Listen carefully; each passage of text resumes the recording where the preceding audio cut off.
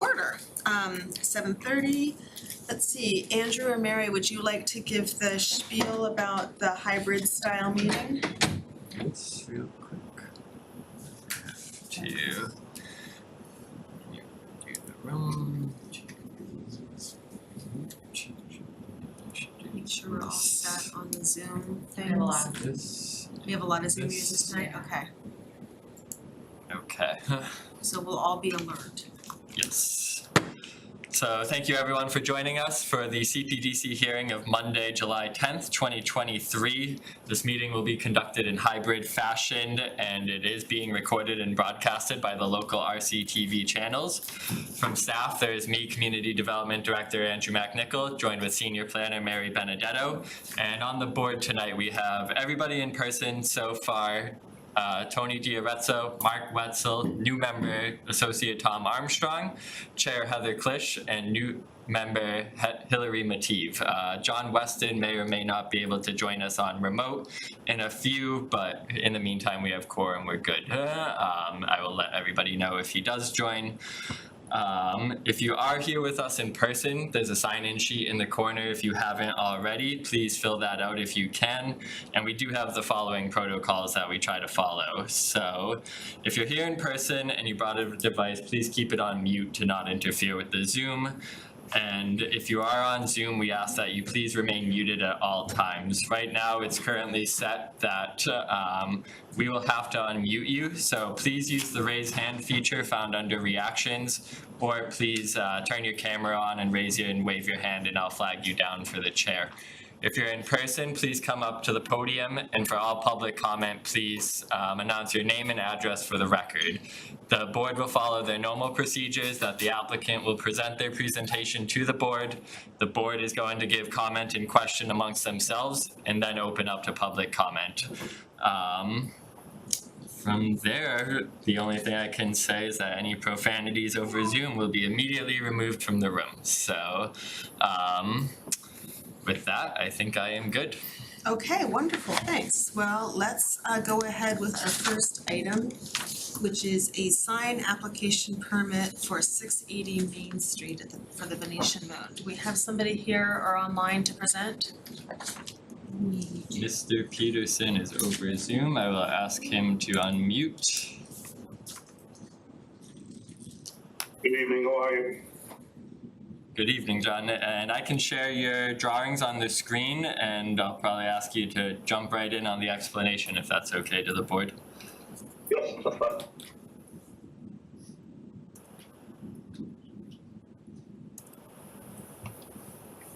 All right, so you can see here we're presenting a 4-foot by 12-foot non-illuminated wall sign to go on the facade there on the building of the Venetian Moon. We're also presenting some awnings that they would like to put up there as well. There will be nothing written on those awnings. And I do believe this falls into this meets all the bylaw codes, abides by that. Okay, that was succinct. Thank you. Any questions from CPDC or comments? I'll start with, what's the frontage of the Venetian Moon on that building? We can, just gonna look at my file here. We have 60 feet. Okay. All right, so the sign could be 120 square feet, you're at 48. We're good. You say it's non-illuminated. Currently, there are goosenecks on there. Are the goosenecks being removed or are they remaining? Yes, they plan on removing those. Okay. Nothing's on the awning, so those don't count for signage. I don't see anything else that I need. All right. All right, any other comments or questions? It looks very straightforward to me. It's nice.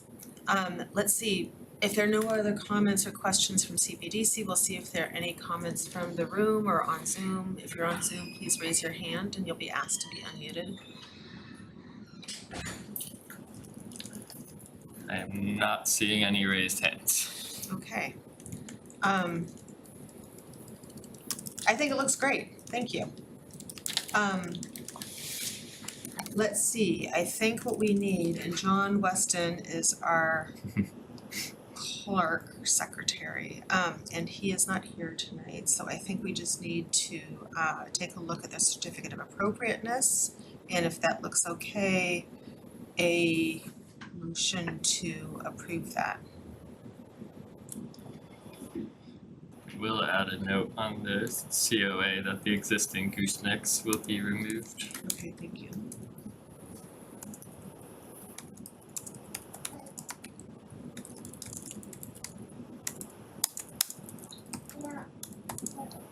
Any other comments on the certificate of appropriateness from the CPDC? Okay, So I'll make a motion that we approve the certificate of appropriateness for the sign review for Venetian Moon, 680 Main Street. okay, a second? Alrighty, thank you. Tom, you're an associate member, but since we have, you can vote well, because we're missing a full only if you member. Okay, okay. And because we have no members who are remote, we can do an approval by a show of hands, yes? Yes. Yes, okay, so all in favor? Okay, and that passes unanimously, thank you. Thank you, everybody, appreciate Thank you, Mr. Peterson. Thank you, John. We'll get you that document as soon as possible. Okay, thanks, have a good night. Okay, well, that was an easy one. Next up is a continuance of a request to continue the public hearing on the 40R plan review at 25 Haven Street, at the request of the applicant. Do we need to have somebody read that request into the record? If we could, please, I'll pull it up on the screen.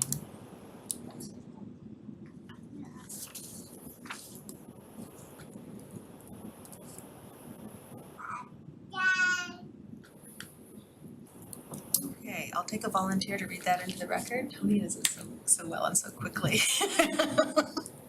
From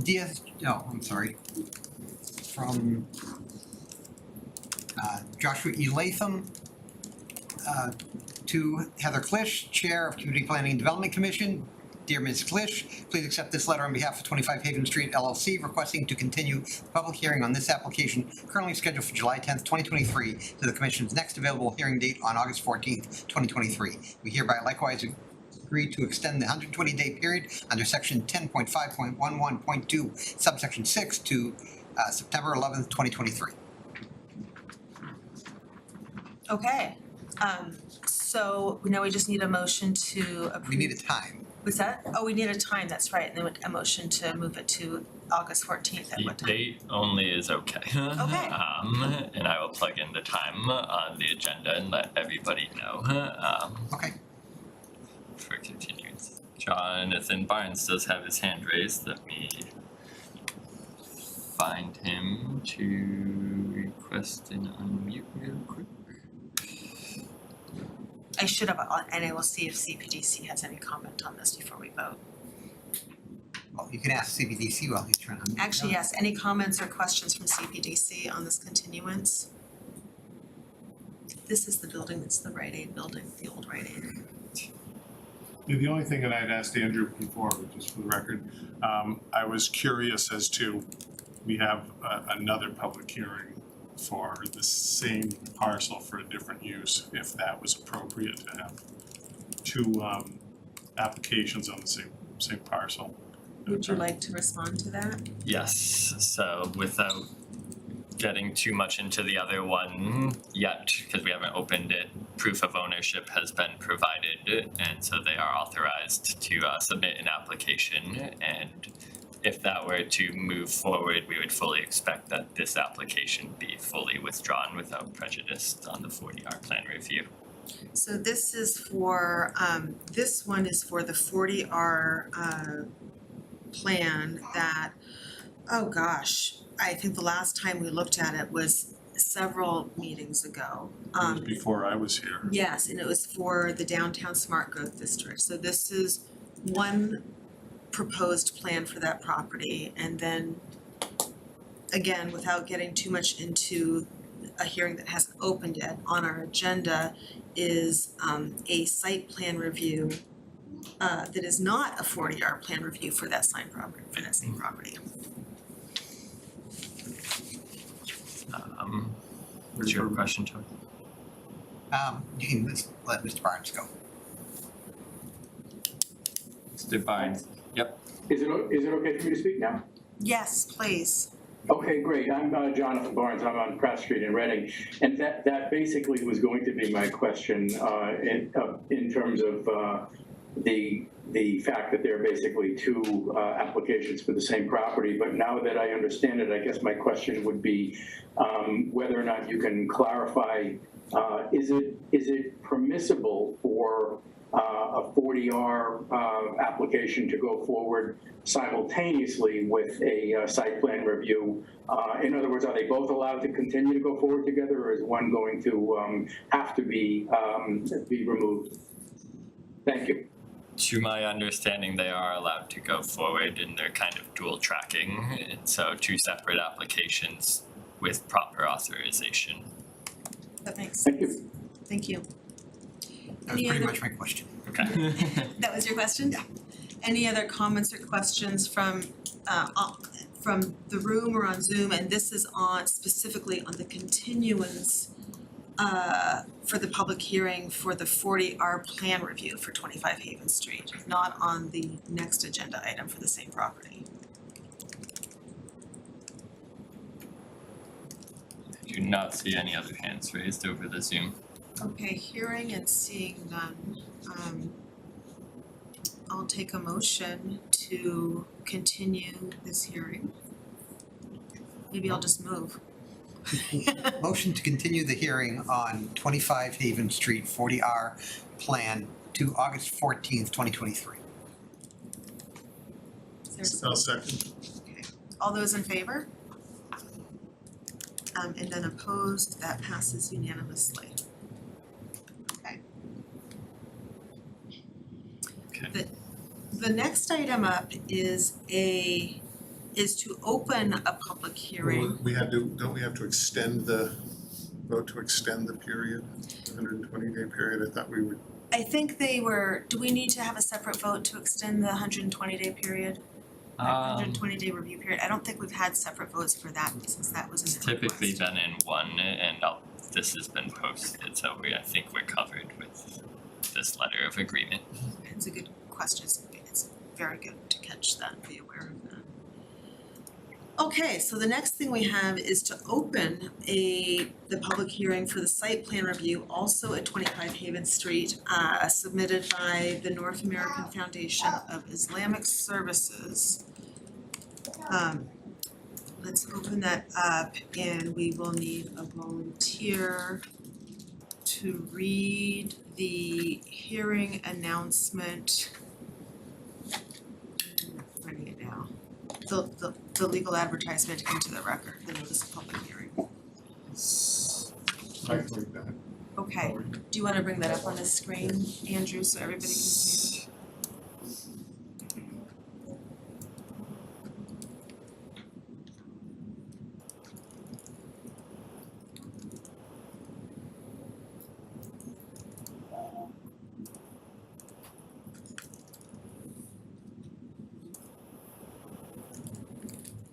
Notice of public hearing. Notice is hereby given that under sections 4.3 and 4.6 of the Reading zoning bylaw, the Community Planning and Development Commission, Cpdc, will hold a public hearing on Monday, July 10th, 2023 at 7:30 p.m. in the Select Board Room at Town Hall, 16 Lowell Street, Reading, Mass., and through the remote and online measures below, to hear the site plan review application submitted by the North American Foundation of Islamic Services, NAFIS, for the property located at 25 Haven Street, Assessors Map 16, Lot 309. The applicant is proposing to renovate the existing one-story building and construct 2 additional floors to use as a mosque and an educational youth center. The project includes surface parking and associated site improvements. A copy of the application and accompanying plans are available to the public at Town Hall by appointment and on the town website the Thursday prior to the hearing.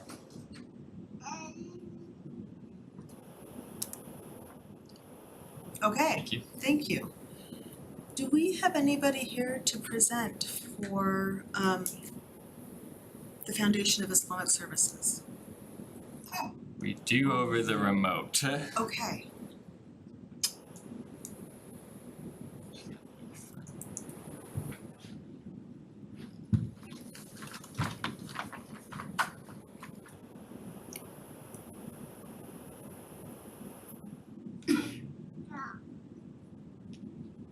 Hello. Hello. Hi, Andrew. So my name is Ahmed Abouli. I believe two board members of Nafis Boston Center, North American Foundation Islamic Services, are present in this meeting, and our architect Yusuf Farouk is present as well for any questions. Over. Great, thank you, Othman. I'm gonna ask Farouk to unmute himself, and Farouk, I can share the plans on the screen if you don't mind giving a overarching summary. Thank you.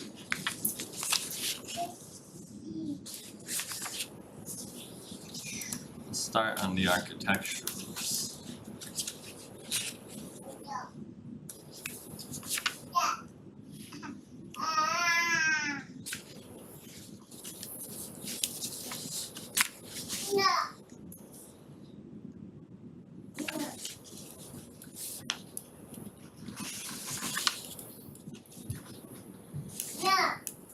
So Farouk, do you mind explaining the proposal? Sure. Again, thank you for give us the opportunity to present our plans here. My name is Farouk Youssef. I'm an architect, and my address is 53 Edgewater Road in Hull, Massachusetts. I was hired by the design the facility, and what you see in front of you here is the first floor plan, existing condition, and it's an open floor plan and have a couple of entrances from the parking area, and then exit in the back down here. My thoughts were, I know the area is a historical area and would like to keep the character of the neighborhood without much change. And as you see in the drawing here I prepared, that is the existing conditions for the floor elevation of the facility. The floor plan of the next floor plan would be the remodeling floor plan, if you could kindly. So the floor plan, as you see it here, I kept the exterior lines as is. I have an entrance here down in the area where you have a lobby area for you to enter. Ahead is an elevator and set of stairs to go up to the second and third level. And the double doors, you enter in the open area for the prayer area for the mosque, as it's shown approximately 5,800 square feet. On the same side, I provide another entrance from the parking lot, also to an area, social area for people to come in, gather, talk, use the facilities on the left-hand side, men and women for services, a small kitchenette area in the corner, and a mechanical room. And also, I'm very conscious of the exits and try to allow enough exits and access to the facility. So there is another stairs in the back, again, is the area here, and that door exists already in the back. So I'm providing another stairs, so I have two means of access egress to that space. Because I'm designing a mosque, it has some features, religious features, like if you're designing a church, you have certain things in it. So the mosque really, they have an area here in the front that has projected and curved for the imam to stand and, lead the prayer services. Also in the side along the street, I provided an area for the meeting, for parking, an office also for the imam at the top. It's, as I'm saying, a straightforward facility, no changes to the existing walls. Some of the walls, or some of the windows, we have to close it because of concern of some privacy. So we're going to be a little bit, some of it eliminated. But as you see in the top here, that's the main entrance that's almost similar to what you have. The windows are reduced in size a little bit. And the middle here, you see the area where you have the projection for the imam prayers. And the windows are smaller. And to fill the area in between, I'm using some clapboard siding to be done. The rest of it is, again, that the entrance is the side to the gathering social area. And the same, as I'm saying, the same appearance, basically, I maintain it for the entire first floor. So basically, you would not notice any different than what we have now. Now, when I designed the second floor, I emphasized the fact of the brick character that you see. Again, the second floor and third floor is the same. Okay, thank you, Andrew. Sorry about that. I continued the elements of the solid brick with it's going to be a brick veneer because I'm concerned about the weight and the cost of it and so on. So it's a brick veneer, emphasizing the posts that already exist in the first floor. So it's the design complements itself and follow through. It is not something like coming with a completely different concept. The whole thing is like put together as a unit. And in between here, the windows spread between these posts that you have, and the windows a little bit taller. And the bottom of it, I decided to have it with some open area. You can open the window to get some fresh air if they need to. So that would be the side facing the parking lot. If you go to this second view, please. And that's the side over Haven Street. No, excuse me, the other street is the side, I don't know the name of it here. The other street, and that's viewed back here. So that's with the other views. It continue whatever the concept in the first floor in this again with the same theme go across. And then if you go to the second sheet, I think that's the last one, right? Yes. Again, we skipped over the floor plan of the second and third. If you go back, Andrew. Yeah, again, I had the stair, elevator, and another stair for the exit, and a common facility for men and women. And the rest is open area for some, classes, like Sunday school classes, bring the kids, educate them, and have them gathering there. So that would be the two floors identical to that. So basically that's straightforward. It's not complicated by any means. It's just an open area. Okay, thank you. Is there any more in terms of the presentation? Do the site plan? Or the site plan, yes. Farouk, it's up to you if you can or if others want to go over the civil site plan, if you can. I can share this on the screen as well.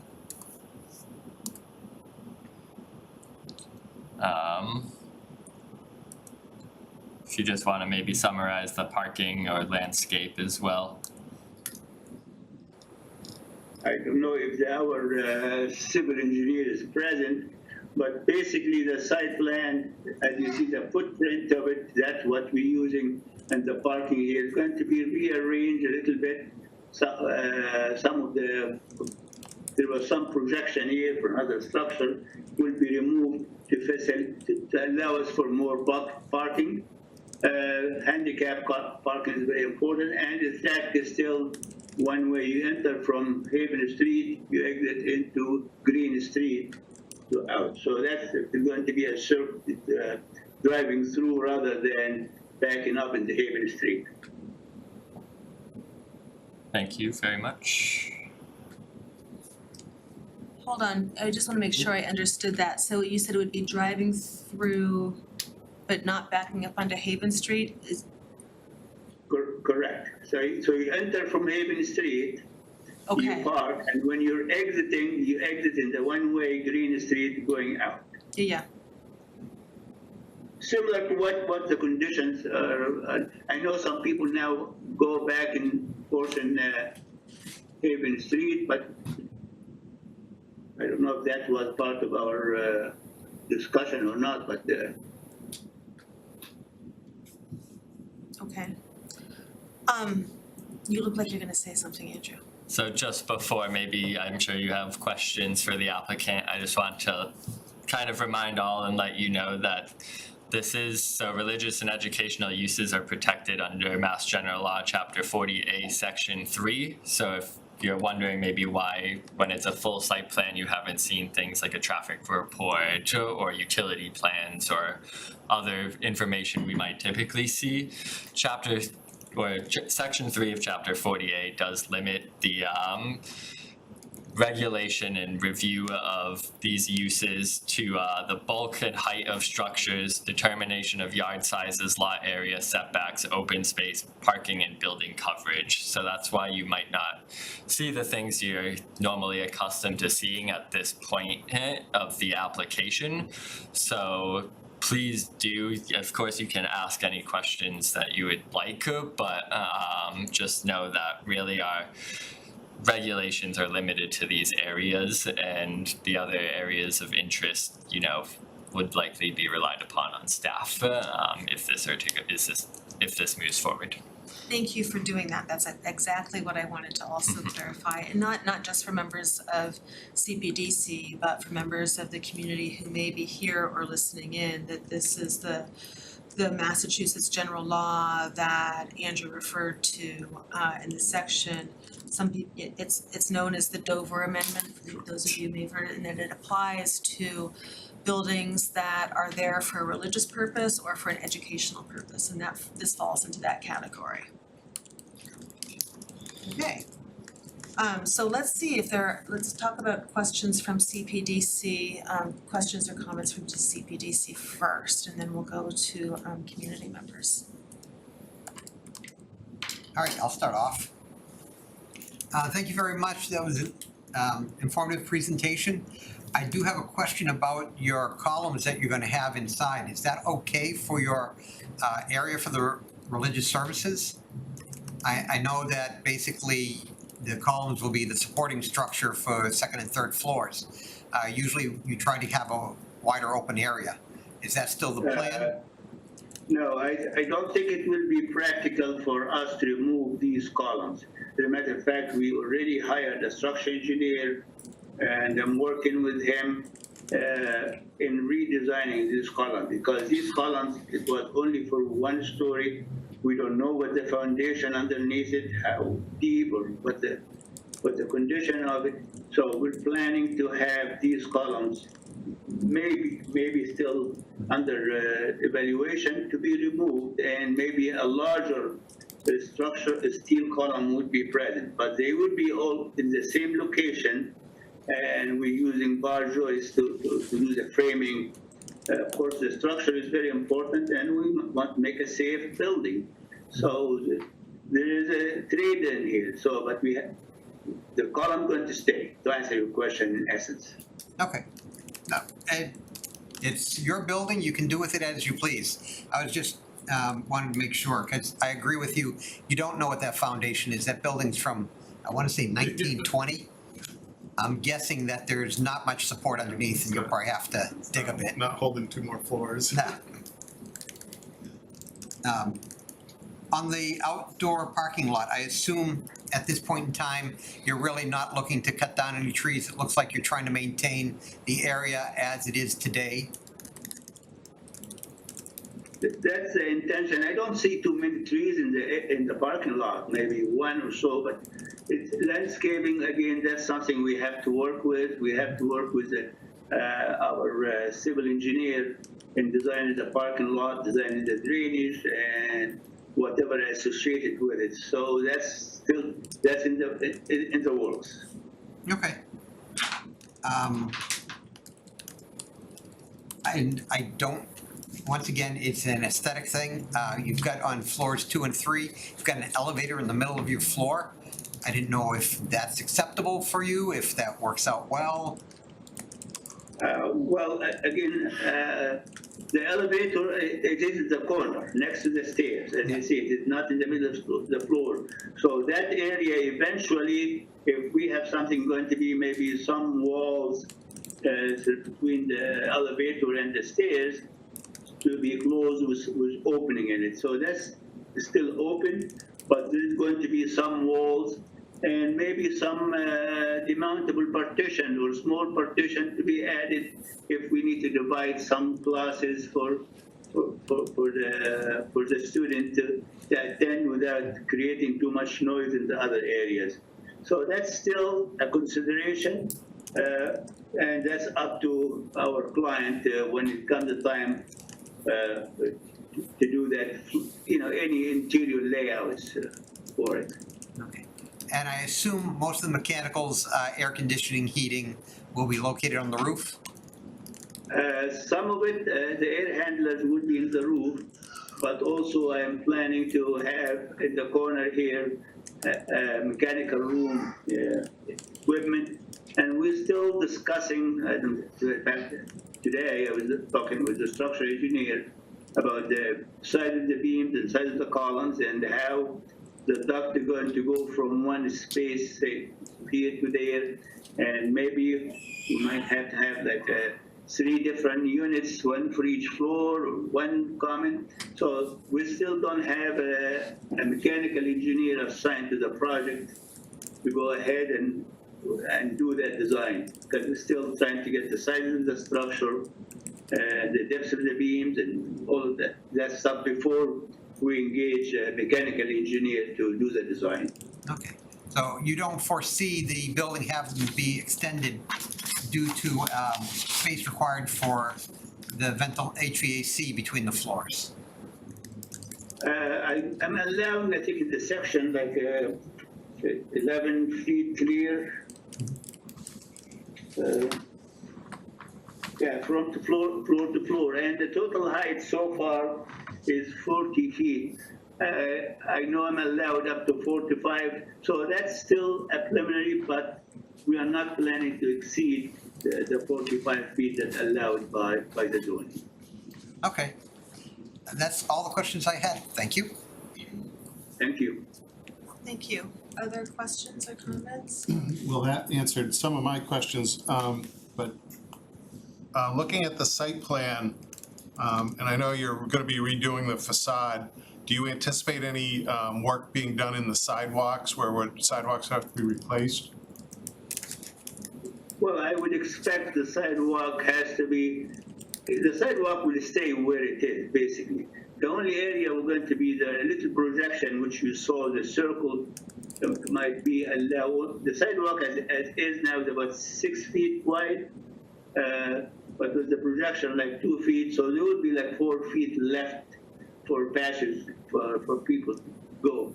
I would expect myself, let's say, the parking lot would be paved, realigned, nice walkway, nice sidewalk would be done. It's just a general improvement for the facility. But I'm not planning or don't foresee that's going to be extended further than where it is now. Were you asking about the Haven Street sidewalk or the sidewalk in front Both of? sides, both Green and Haven Yeah, sidewalks, and No, the sidewalk in the parking lot. no, but on the town sidewalks, if there's going to be any additional work, No. we have to No, I replace. don't- We I can't don't just patch foresee that. those sidewalks. It's kind of mean, No, we are not touching the sidewalks of the town in Haven Street.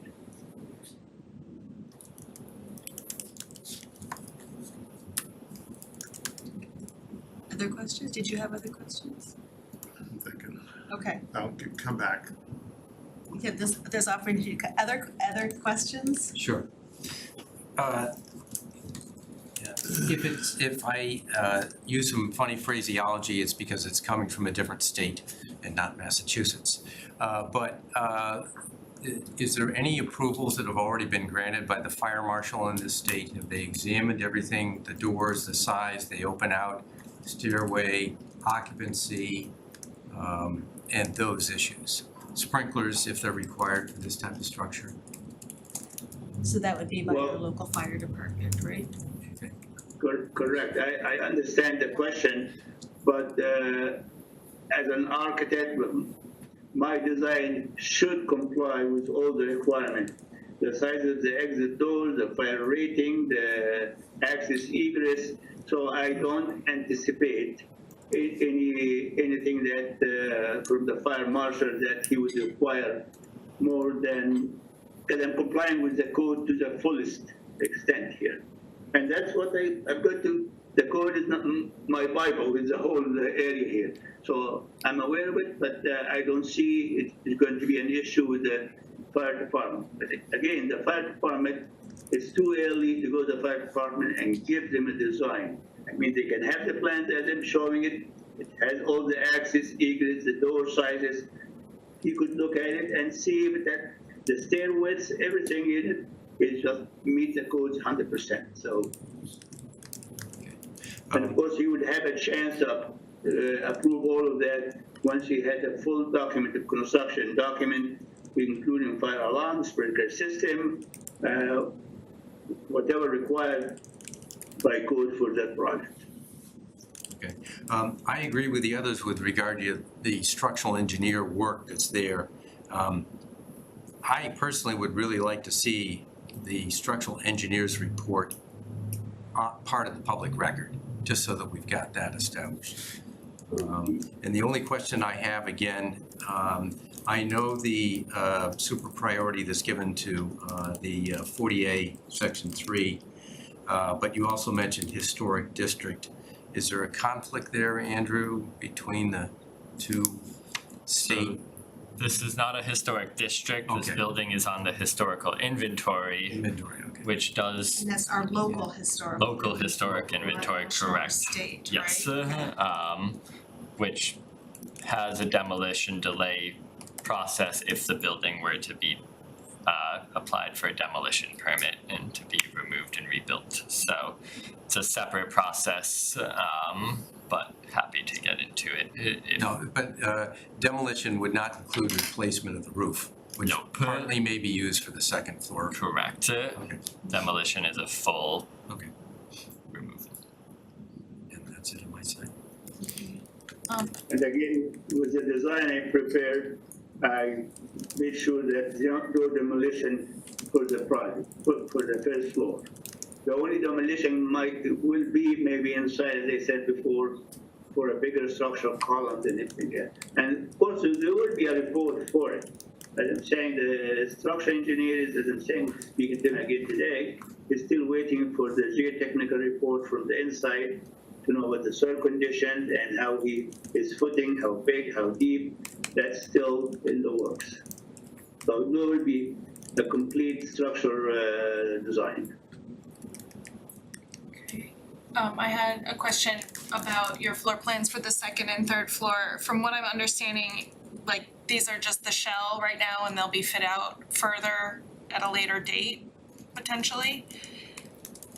Possibly, I mean, I don't know what the client would plan, but again, if any layout happen inside, it has to be, of course, has to be designed, has to come to the town for approval and building permits to do the partitioning inside it. Okay, and then for the elevations, just so I understand, I'm trying to put all the pieces together. So the south elevation you're showing, that's the Green Street side. and that's the one without any windows, and then the west elevation is the side that's pointing toward this train station. Is that Correct. correct?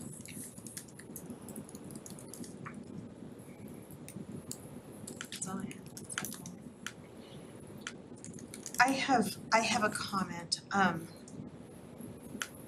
a question, and it has to do with the exterior of the building. Let me see if I've got this right, you just said this, Hillary, that the west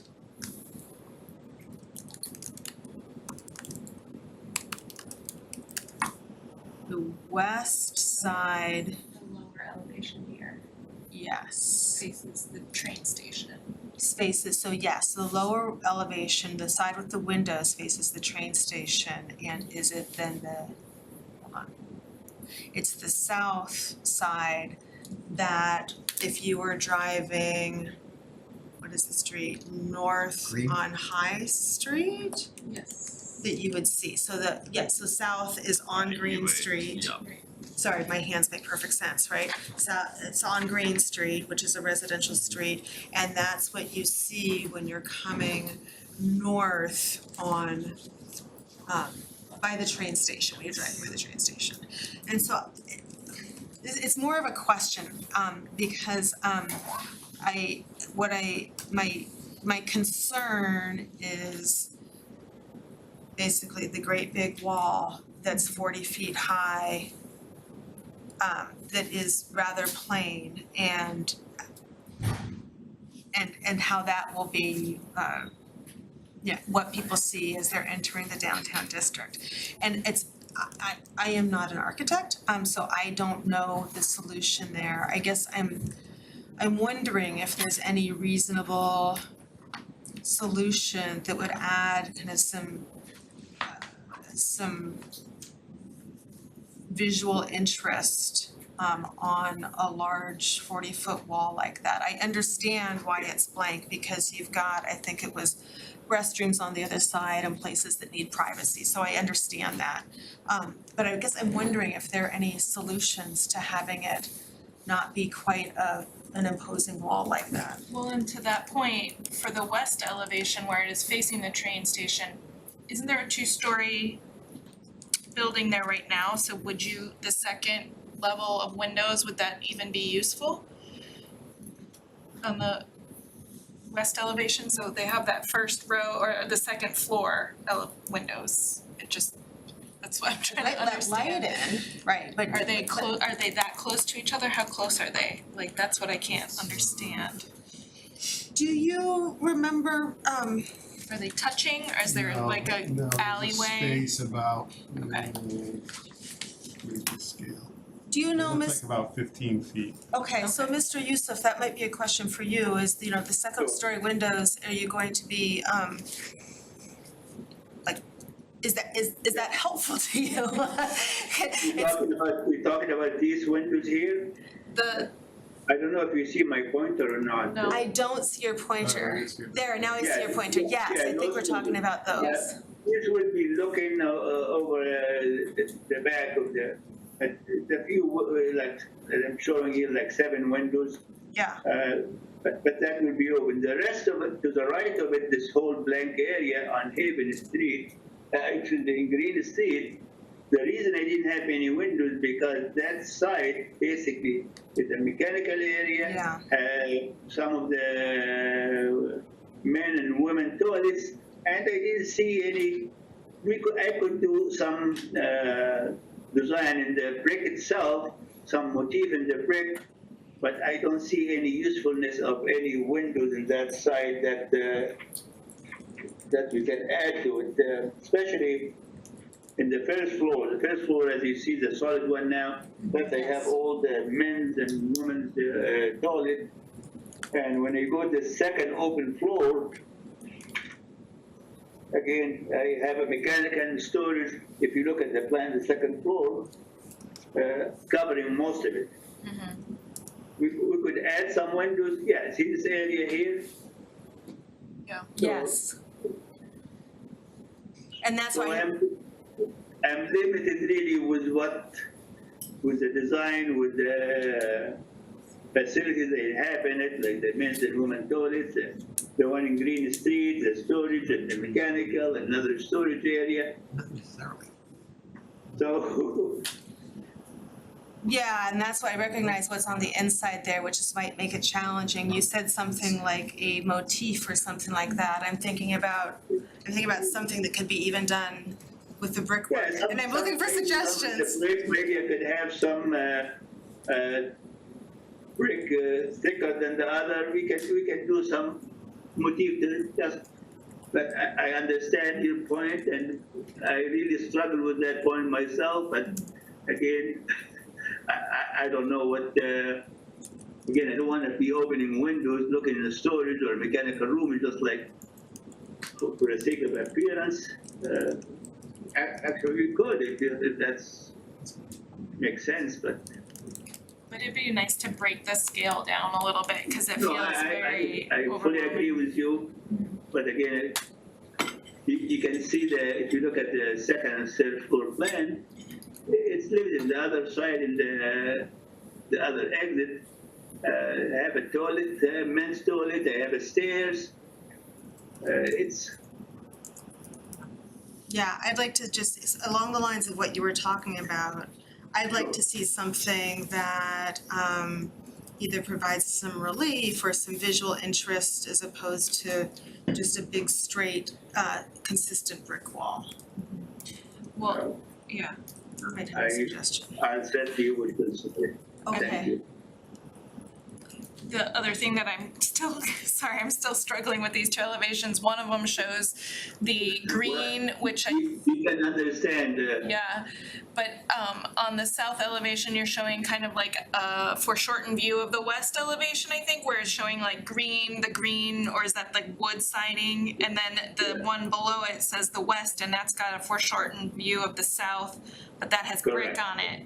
So like, I'm not sure which is what you're finishing the wall with, cause I'm seeing two different Well, elevations with, because the skew of the building, when you stand and try to make a straight elevation, one of them, like the bottom section, the one in the lower, you're looking directly at that side in the back, so you see it full view.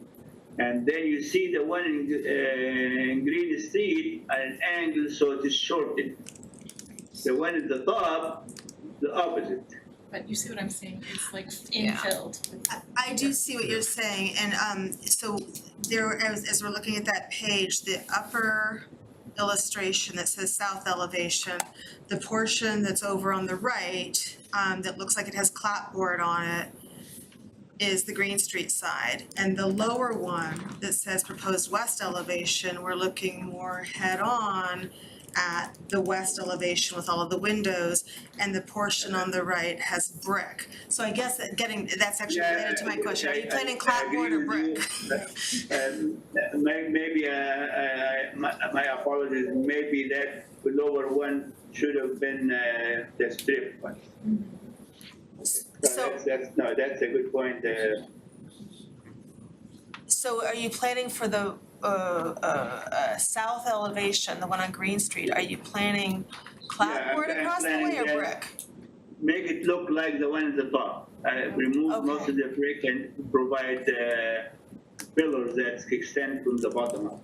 Okay. So, saying that, I'm thinking about the windows that are these punched windows that we have marching up Haven Street that are in the back, if you go to the east elevation where there's like the three windows. I'm wondering if you can like do something visually to gang those together, kind of like a continuous header and a continuous sill that kind of gives it that piece, and you can bring that same typology around to that other side as a way to break it down without making it feel like you're trying to punch fake openings. I don't know, something to bring some visual interest, but that's, I don't know how much we wanna go into that. Yeah, good comments, but I'm saying that was my first, might try to get something going and a concept to start. But yeah, there would be a lot of embellishment that goes in the design and more detailing And maybe, as you're saying, maybe it would be a horizontal band in between the second and third floor with brick. There's still a lot of changing. But the concept, like I'm saying, the concept in general, that's what I'm trying to convey. It's Okay. I have another question, and it may be way too preliminary. I have to admit, my eyes at the just at the drawing, and I know this is not intended, where you're showing the clapboard, it's kind of bright blue green. It makes me wonder if you've thought about kind of the color of the clapboard that you're already thinking about. Or is that? the reason I just want something in color. I don't have the full, but most likely what would be used, some kind of a tone that blend in with the brick. Okay. But it's not going to be red, but something like complement the brick to the color of the brick. Yeah. Thank you. Just the green was for presentation there. So It's definitely, you can tell. You can tell what's what. Other questions or comments from CPDC? I want to talk about park, Yes. because I think and correct me if I'm wrong, I think they require like 75 spaces based on our zoning. Correct, so one space is required for every 300 square feet of first floor area. And so I'm wondering, is this going to be, the typically use would be like, 7 o'clock at night? Or is it gonna be all day long? Is there gonna be overflow parking, taking up all parking spaces around the area? Obviously, there's a big parking lot across the street, but I don't know, it's not that full these days, but it may be back to normal at some point. I would try to see if one of the client can speak on their behalf, but in my understanding from them, it is a Friday. So this is Ahmed. Yeah, so this is Ahmed Abouli. I'm one of the board members. So as we stated in the letter, our usage of the property or our hours of operation will be heavily on weekends, Saturday and Sunday. And during weekdays, it's going to be after 7 p.m. So 99% of the time, there will be nobody there on the property between 7 a.m. and like 8 p.m. weekdays. So most of our activities happens, on Saturday, Sunday night, or like after 3 p.m. and occasionally during the weekdays after 7 p.m. or 8 p.m. Over to you guys.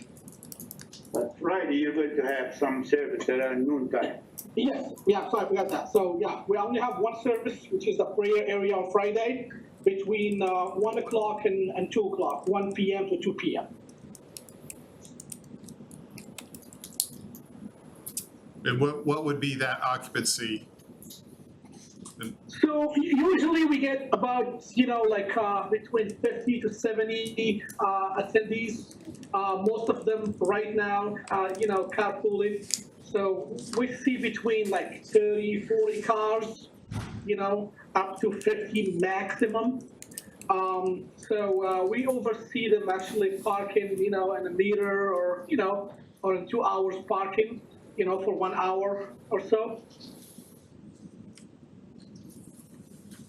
And right now, there are 26 spaces, and there's within 300 feet of the building, there's the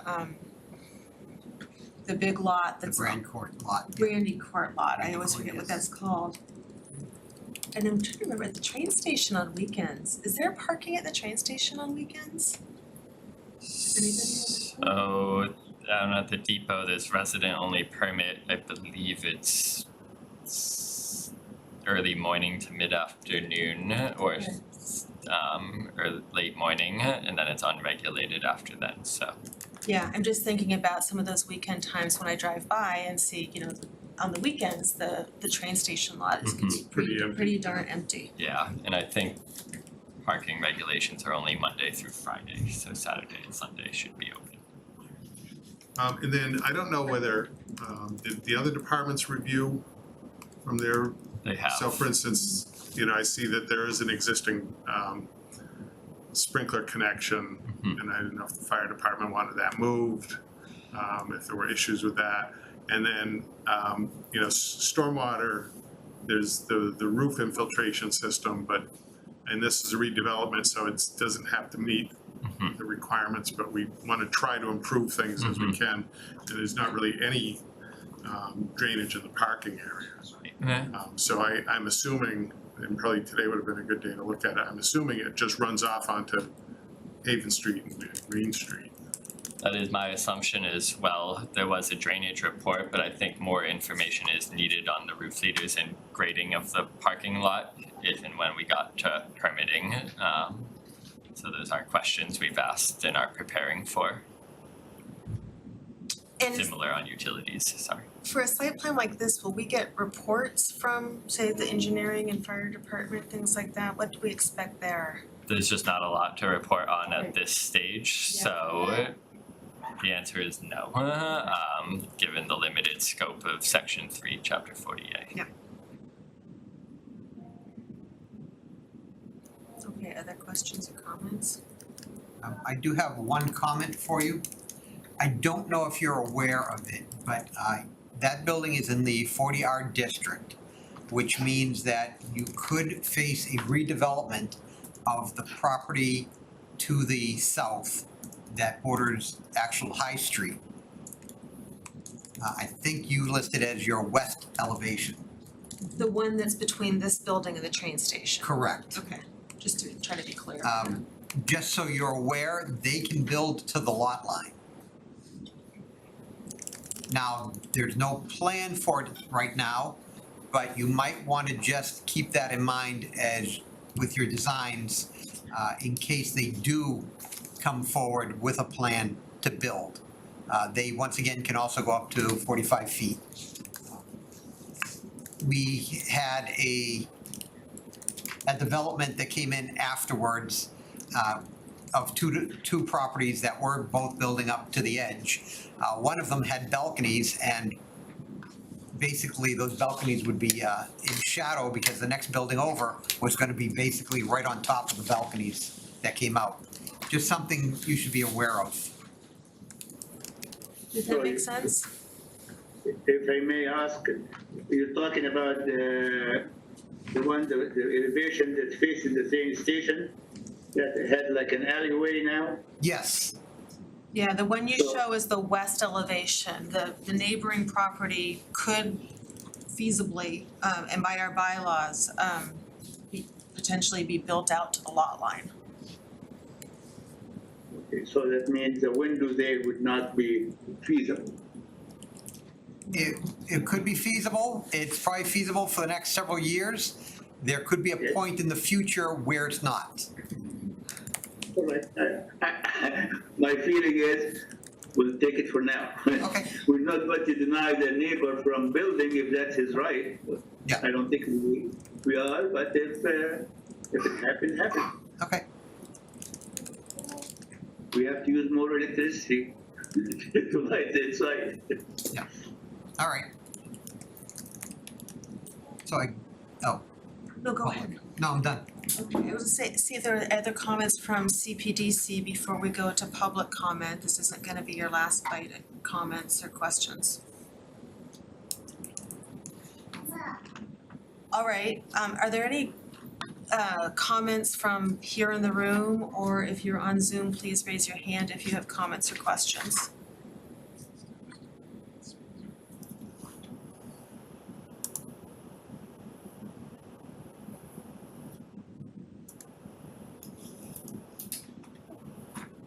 Do not see any raised hands. Nothing?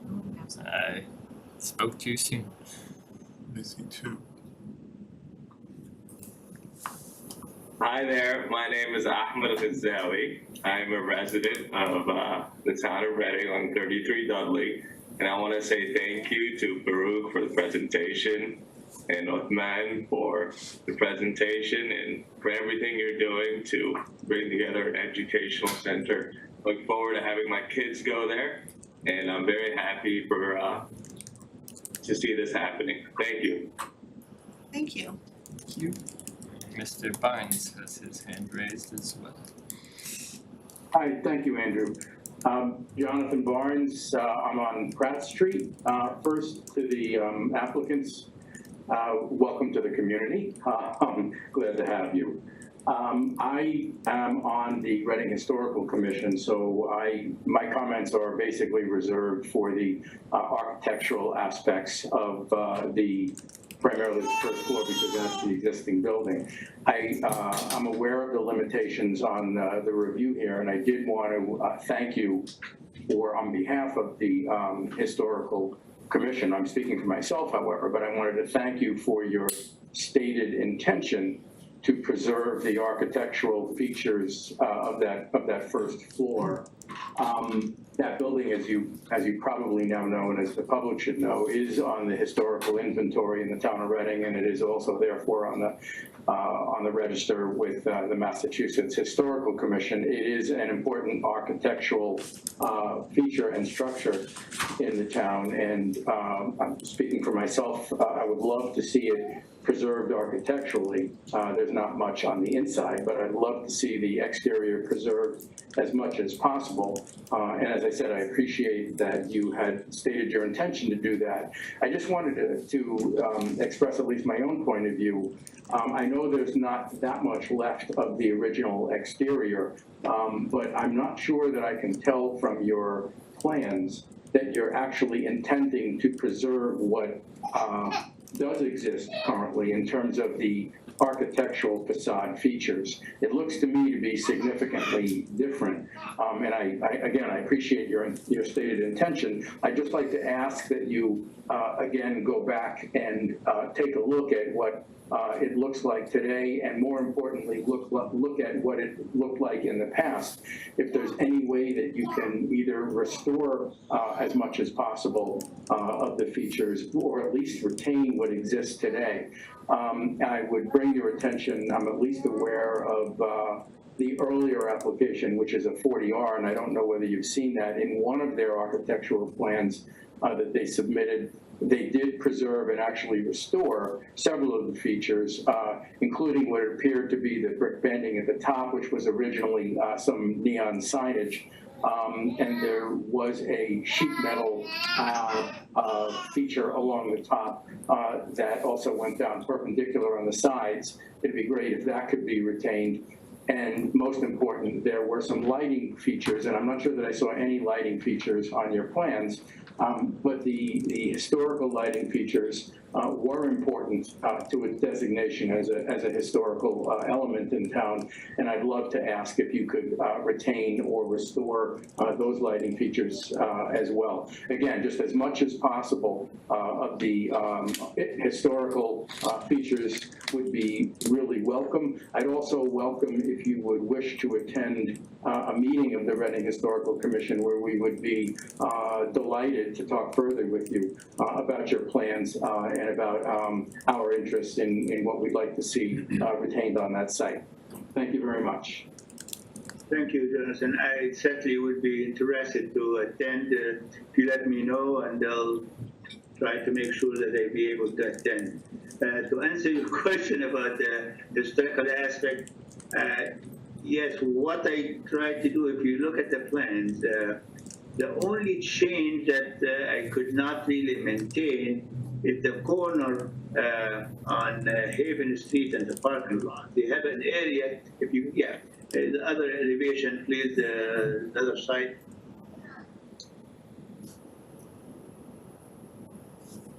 No, the one with the entrance, yeah, I guess maybe that's there, maybe, yeah. See, I kept the band that already exists up to that level. The only thing I cut out is this area over the existing door. It's a little bit higher, and it did not seem to me like it's going to be out of the way in the design. But if you look close enough over the door, there is some recessed brick over the windows and the door that already exist and maintaining that. So I'm maintaining all these aspects here. If you can see it, you can move it a little bit toward the Haven Street, please. Yeah, see the banding here? That's all exists, but the top above that the area at the corner that's higher, that's what I removed, and I carried that band as a transition between the first floor and the start of the second and third floor.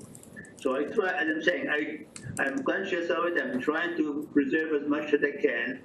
I like old buildings, and I like to maintain it as much as I can. But again, with the lighting, definitely we'll look at it, and I'm sure we'll be able to utilize it again when we get our lighting. The guy who does the lighting plan for us definitely would be incorporated. Thank you. I appreciate that. Andrew, if I can, just to follow up, would you be able to, I know you were just discussing your intentions with respect to the east elevation, and again, I do very much appreciate your desire to retain as much as possible of the existing. Can you address at all the north elevation, which is the elevation that goes along Haven Street, which is the real primary elevation that I would love to see again, preserved as much as possible of the existing, but again, also, if you would be willing to talk with us, I would be delighted to have our chair invite you to our next meeting, which we have one this Wednesday. We obviously will not be able to put it in that meeting, but we could possibly put it in the meeting in August, and I'd love to have you come to talk about what we would love to see you retain and also restore from the historical perspective. Could you just address a little bit, because it does seem to me that the north elevation does seem to change in some significant ways from what the existing characteristics are. That is correct, but I'm saying I definitely would be interested and try to incorporate as much as I can from the existing in the first floor in the Haven Street. Great. I'm wide open for that, and as I'm saying, I'm interested in preserving the architecture of the existing. Usually it's a good treasure to have, and our history, and definitely I will do my best to do it. Well, thank you very much. Thank you. Please We report appreciate me that. at the next meeting, and I'll be glad to come and talk, and maybe we'll have more advanced drawing. These drawings were done almost a month ago, and something in a rush to get something in front of you guys with the design and meeting the client's requirement. It's been challenging a little bit. I understand, and again, I appreciate your expressed intention and your applicant's expressed intention to preserve that as much as possible, and I look forward to having you invited to our next meeting to talk further about it. Thanks so much. Thank you. I appreciate it. Thank you. Thank you, Jonathan. And Sarah also has her hand raised. Okay, Sarah? Hi, can you hear me? Yes. Perfect. Hi, my name is Sarah Brufalacchio. I'm also on the Reading Historical Commission, and I'm also a homeowner on Green Street. And I just wanted to take a minute, if I could, to tell you a little bit. I'm starting to write a series about Reading's architects, and I wanted to just read you a couple paragraphs about the architect of this building, if you would let me. The architect was George Sidebottom, who actually lived in Reading. He designed or contributed to the design of at least 8 public buildings in Reading's historical and also the Massachusetts Historical Inventory, and also several houses in Reading. He had offices in both Boston and at the Masonic Building in Reading. And I'll just skip to this property just to tell you a little bit about it, and I'm not sure if this has already been said, but I just want to make sure that everybody knows about this history because it's pretty interesting. Reading is really fortunate to have our own municipal electric company, and since 1894. And while the power station for the Reading Municipal Light Department is located on Ash Street, there were various locations. Some storefronts downtown had been occupied when the light company was also selling appliances and had appliance showrooms and also a place for people to come and pay bills. In 1939, they had outgrown their location at 565 Main Street, and they commissioned George Sidebottom to design a sort of a new type of an architecture for Reading. There were a couple of buildings that were done in the Art Deco style, and I believe this building is the only one that remains. It had large windows that faced Haven Street because that was where they had the appliance showroom windows, and they tried to grab the pedestrian traffic going back and forth from the train. The building, it made quite an impact on the downtown. It was a very classy one-story Art Deco brick building where there had previously been a 5-story building called Black's Block that had become rather run down. It had the shiny ribbed sheet metal accents that Jonathan Barnes talked about. It had matching wall sconces, and a bold neon sign was along the parapet that said Reading Municipal Light Department to add sort of a futuristic touch to the depot area. In 1990, when they had outgrown that space, the town approved construction for a new building on Ash Street. And later the town rented the building until Rite Aid Pharmacy moved in. And just like Jonathan said, the surviving elements of the original Art Deco, the transom, the light fixtures, the sheet metal accents, there's still some left. And I think it would be wonderful if this project could include restoring those back to what they looked like originally. And the Historical Commission can provide, hopefully if you can come and meet with us, can provide you pictures of what it used to look like. So I just wanted to say that. And then the second thing I just wanted to say is that if you could, I think that some of the neighbors in the downtown area would really appreciate an opportunity to meet with you and talk about some suggestions for that piece that runs along Green Street. So it's not just like a concrete sidewalk, a brick building, so that there's something that sort of blends the houses with the building a little bit more. So if you wanted to do that, I'd be happy to help set that up. Thank you. Thank you, Sarah. If you could please, you have my email in the drawing. If you could send me a link to the history of the building, Sure. I would appreciate it. Sure. And again, definitely, I'd like to work with the neighbor, work with the town, work with the circle commission, and I'm saying it's something for all of us to be proud of. The only thing I'm just saying it. I have not really deeply looked into it, but some of these features, like the siding, some of the elements. Again, I hate to, again, as I'm saying, I should not be saying anything now, but I don't want the building to end up like a hodgepodge, you know, there's a piece from here, a piece from there, you know what I'm saying? It's like we have to be, you know, fit together as a unit, as a building, rather than pieces and bits. So, but again, that's too early, and that would be my intention, use the historic feature as it fit, to give reference to the history of the building. Sure. Again, I think that's why the Historical Commission would really enjoy meeting with you, just to sort of talk about what could be done. We don't want it to look like a patchwork either, so. Okay. Yeah. Thank you. Okay. Thank you. I appreciate your input. Thank you. Thank you. Okay, thank you. Thank you. Any other hands up on the Zoom? Not at the moment. Okay. Any other comments from CPDC? Nope.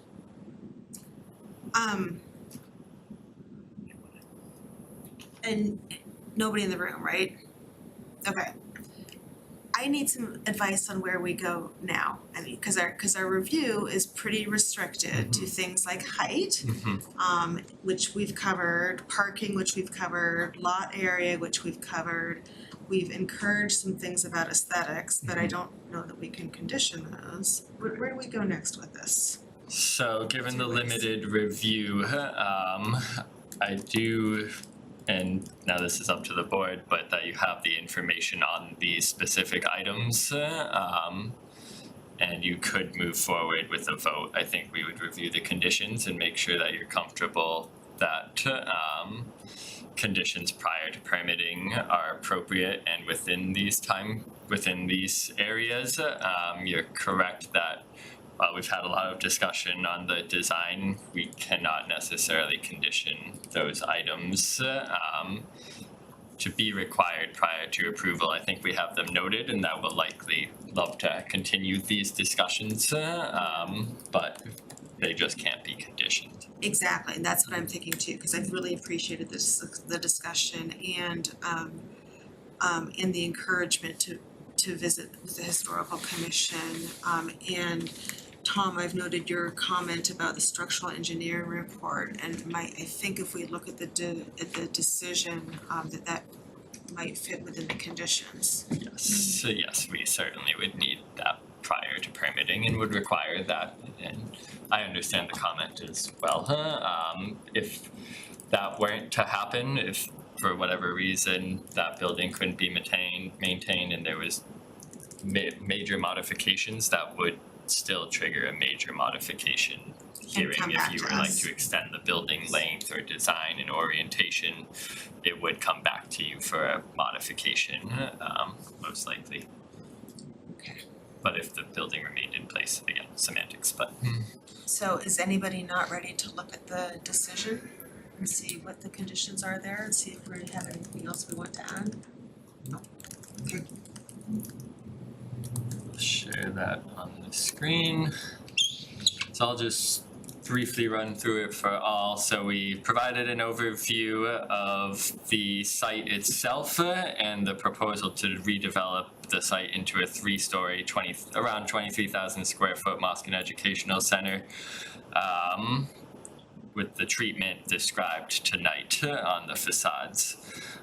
We did describe the existing site and the curb cuts along Haven Street and Green Street that are pre-existing and are to be maintained and utilized. The site, as noted, is within the Business B zoning district, which this use is a by right use, and the 40R overlay, though the 40R overlay is not being utilized. So we just made note of it, but there's really no other reference to it. This project did trigger full site plan review by the increase of gross floor area by 500 square feet or more. They're adding quite a substantial amount from the existing structure, so that triggered this site plan review here tonight.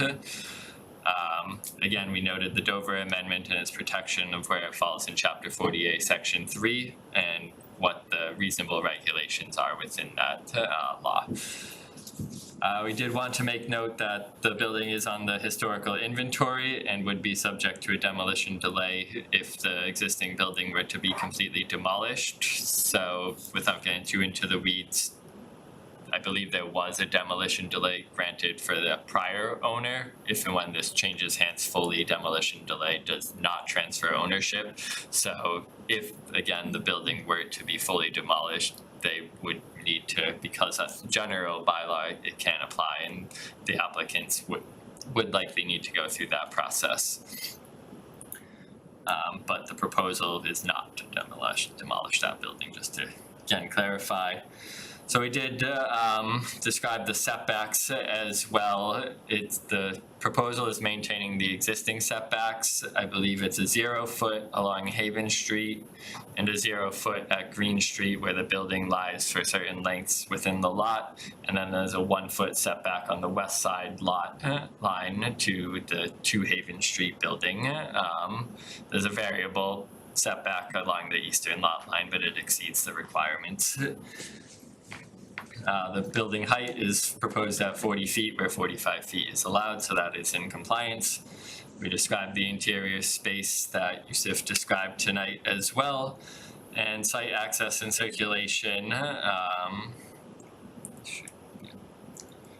The building will maintain 3 points of egress as described as well. The parking lot's going to maintain its one-way circulation, entry off Haven Street, exit off Green Street, which is a right turn only because it's a one-way flow.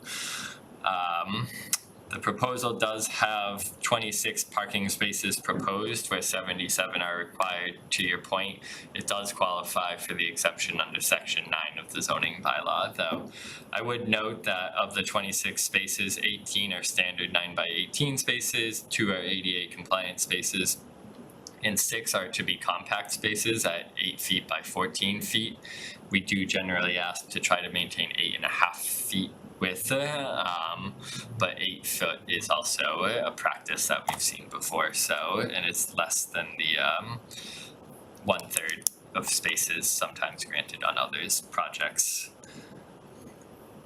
Traffic, we described what the applicant described, most of their prime hours of use and productivity at the site, which is mostly weekends. Utilities, I know you don't have a lot of information there. We're gonna work with engineering, DPW, RMLD, all the utility providers to make sure that they have what they need with the applicant and are good to go forward. Similar on drainage, there is a infiltration shown, but I think a bit more detail is known. We are asking for TSS and phosphorus removal calculations, and trying to improve the site and or mimic existing conditions as best as possible.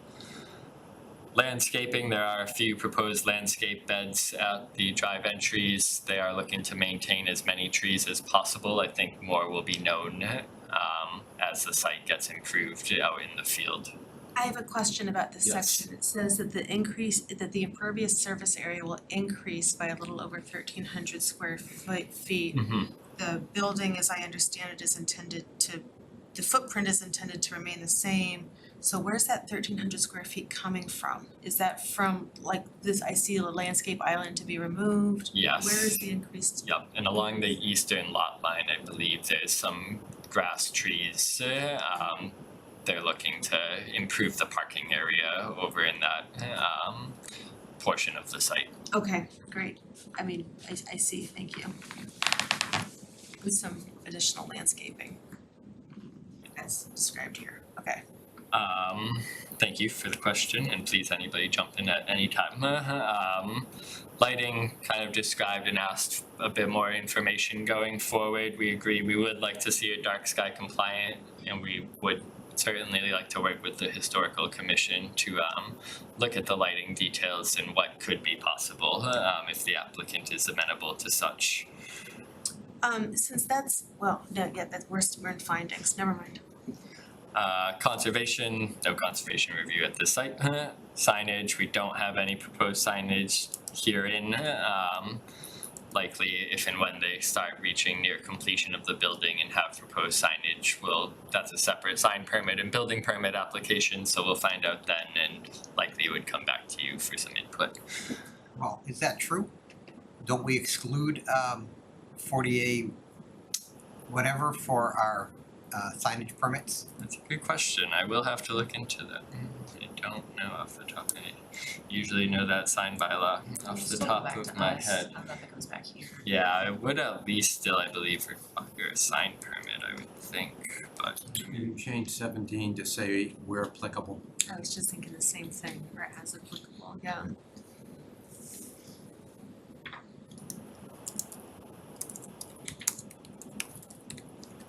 yep. Can read that. And I will double check that tomorrow before finalizing this decision as well, if you've voted. Dumpster and trash management, just wanted to note that there was no exterior trash proposed on the site. At this time, trash removal is to be handled by a third-party contractor, and similar with snow storage. So if there's no questions or comments on the findings, we can move to conditions. Just I back on do the have a dumpster question about storage. Yeah. Go ahead, Tom. They indicated that there'll be a kitchenette. Mm-hmm. Is that where you were going? Yes, that is where I was going, yes. So there will be some trash. What's appropriate in this particular case? Are there bins or, or? Yeah, I actually have a similar question for the proponent for the project manager of what is the typical trash generation and is it stored then inside? Yeah. I mean, I have my imaginings, but I don't know how often there are events there that are generating like food type waste, and is it typical to not have a dumpster on site will somebody be hauling out trash bins, or how is that handled? Hi, this is Osman Habouri again. So usually we don't have a lot of events where we serve food. It does happen probably in the month of Ramadan. Other than that, right now where we currently reside, we have a dumpster, a small dumpster in the parking lot, and the contractor comes every 15 days, every other week, to pick up the trash. And I think our intention to do the same thing when we move into the new place. Over. You said a dumpster on site? Yes. And so would that go in the parking lot? Yes, yeah. You would basically use one of the parking spaces for a dumpster? Yes, that's the intention, yeah. If it's feasible, yeah. Dumpster or like a wheelie bin? Did you hear that question? Say that Do you mean loudly. like a dumpster, like a metal thing, or do you mean like a wheelie bin?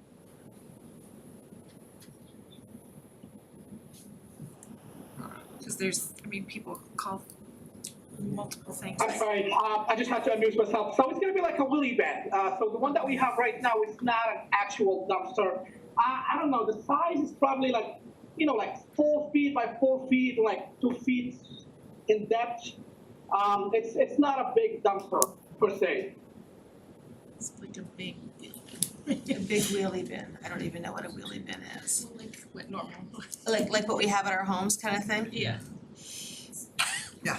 We're not gonna go toward trash receptacles tonight, except that, okay, I think if there is going to be any, I don't know exactly where to put this, if it's in a condition or here, but if there is going to be any exterior trash storage, I'd like that to be approved by staff. Mm-hmm. Sure.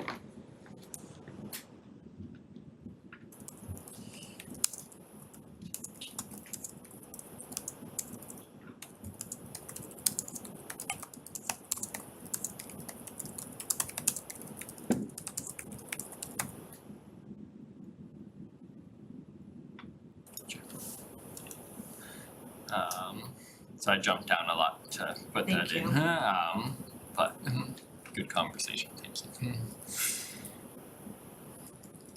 Any other questions on trash or snow? I think that covers it. And then you had snow storage and removal there Yeah. too. Right. And a similar condition would be placed. Yeah. So on the conditions, most of them are our fairly standard conditions, but we did add a few just given maybe the detail that's not in the application at this state, like utilities and drainage. So in general, this is a plan approval for this use and plan only as described herein. All other future proposed is subject to review approval and potentially your approval as well. So sidewalk improvement, I think to Mark's point, we do typically condition this, if utilities or other infrastructure impacts our sidewalk and it needs to be ripped up, we do ask that the applicants repair and improve the damage to the point necessary as required by engineering, so we do look for that.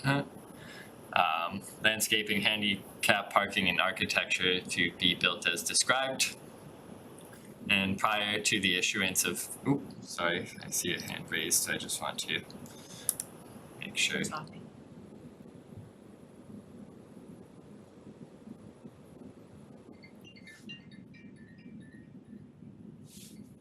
Osman, are you there?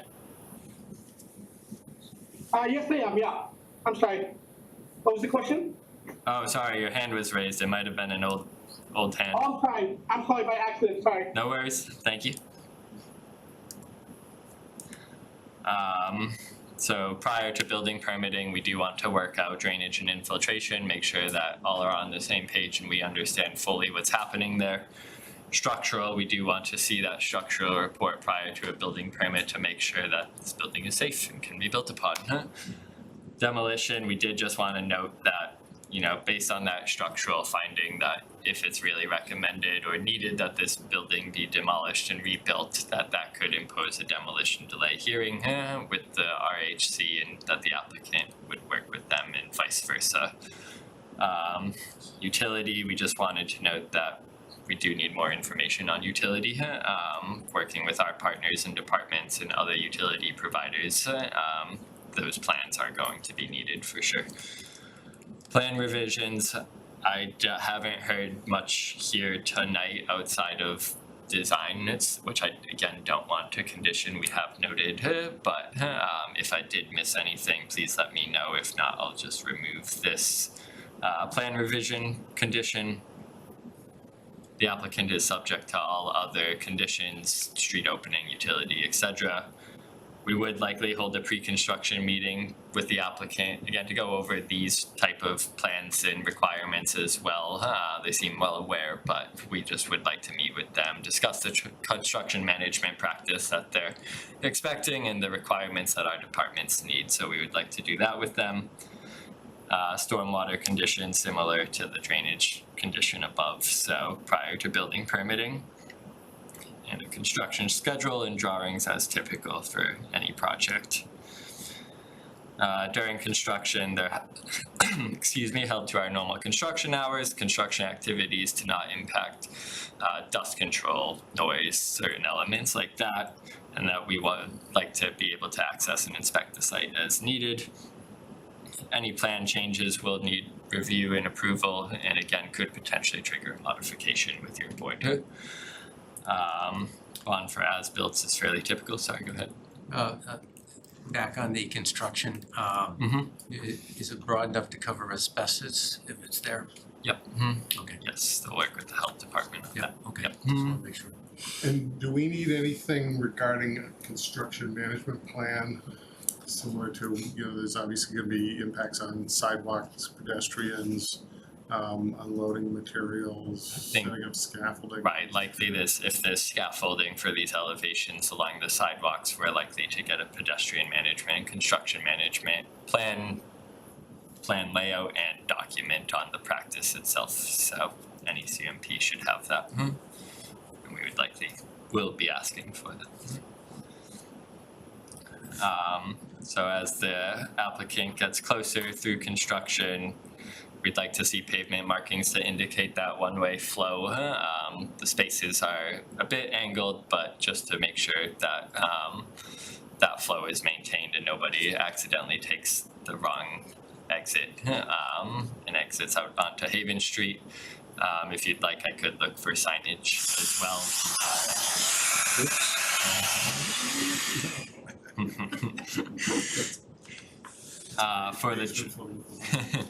For the drainage, we'd like to see an O&M plan prior to occupancy. Typically, we get annual reports for this infrastructure. As-built and life safety need to be inspected and reviewed and approved. And landscaping must be maintained. Snow removal has to be similar, can't impact sight lines, parking to the maximum extent possible. 29, you need to go back. Yep. And review. Yes, I will double check section 8 for that. If it fits, I'll keep it. If it needs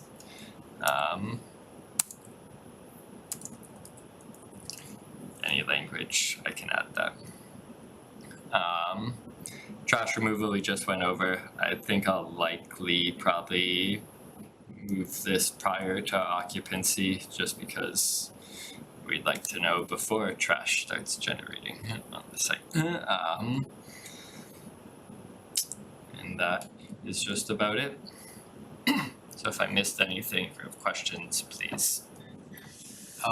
Is it your policy or anything like that to require periodic reports on the status or anything like that, or timeline? I mean, there's a lot on that checklist to do. It hasn't been, but it's something that we should be doing. There hasn't been a Dover Amendment project since I've been on CPDC, so I don't know. Tony, what's the practice? We have other projects in town that, being relatively new on board, like the Chronicle building, what's going on, why does it take 5 years to build something? So it might be a good idea. I don't know whether it's just a staff thing or it's a condition. We do typically during construction look for updates and reports, whether weekly, bi-weekly, sometimes monthly if it gets to that point where they're nearing. So you look for updates from the project. Right. The project managers. And then, updates can be provided to CPDC. Yes. We can put it on Absolutely. the agenda and say, how is this, Yep. can you give us an update? You can just put in a clause that said, staff may require updates. Yeah. On the progress of this project. That's great, thank you. But playing devil's advocate, if we don't get updates or if something takes 5 years to be built, what can be done? Great, that's why it's a May, right? Yeah.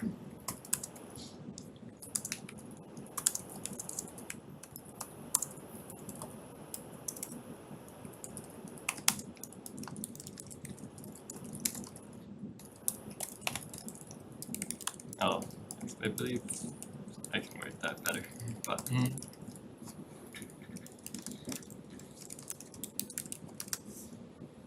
Other comments or questions? I have a comment. Yeah. And it's not a change to the decision at all. And thank you very, very much. It's so hard on Zoom when you're there.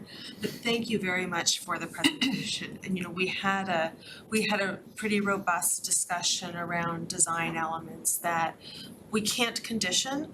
And I guess I appreciate that, and I appreciate the willingness to go visit the historical commission. And the reason I appreciate that is this is, when it's built, it will be a very prominent feature in this part of town, and at least in the way many people drive into town. It's right on the train station. It will be kind of the gateway to town, and just like many other buildings for religious purposes, stands to have the potential to inspire people, who are just driving by. And so I really do encourage you to take a look at and to consider all that we discussed, and to consider what the Historical Commission and even the neighbors discussed, because it has the potential to be something that will last a very, very long time and be part of Reading. So thank you for considering those, and I hope you'll take the suggestions and requests seriously. Thank you. I agree. And we did have a raised hand. Oh, we do have a raised hand, okay. Hi, this is Mary Ann Downing. I should have asked this earlier. I think this is a great project. I think it would be a nice quiet use for the neighbors. I just don't recall if Mr. McNichol already mentioned this to the applicants, but the town of Reading is doing those Lower Haven streetscape improvements that might impact some of the construction of this project. Recall at town meeting, I think we voted on that, and I know it was gonna change the parking along the street there, and I didn't know if it would have any impact on the curb cuts getting in and out, but my comment is just someone should keep the applicants aware of that project, because it's gonna be being done right on the sidewalk outside. Thank you. Thank you for that comment, and yes, duly noted, it's been in the back of our head that, we're still undergoing that design review for the Lower Haven streetscape improvements, and with these plans that we can incorporate, and luckily the building facade length and curb cuts aren't changing, but to the extent that we can work with them on street tree locations and certain elements that don't prohibit their signage or entries, we certainly will be. Right, that was just my thought, that you don't want to interfere with the entrance, so that if that happens after, when they think they can open, the congregants may have some issues getting in and out during those improvements. That's gonna affect them. Thank you, that's all. Agreed. Thank you, Mary Ann. Okay, thank you. Andrew, may I say something here? Yes, please. Well, again, I'm saying, personally, I'm committed really to have a building that fits, utilize all the features of the architecture, of the old architecture of the building. That's a self-commitment from me to you guys.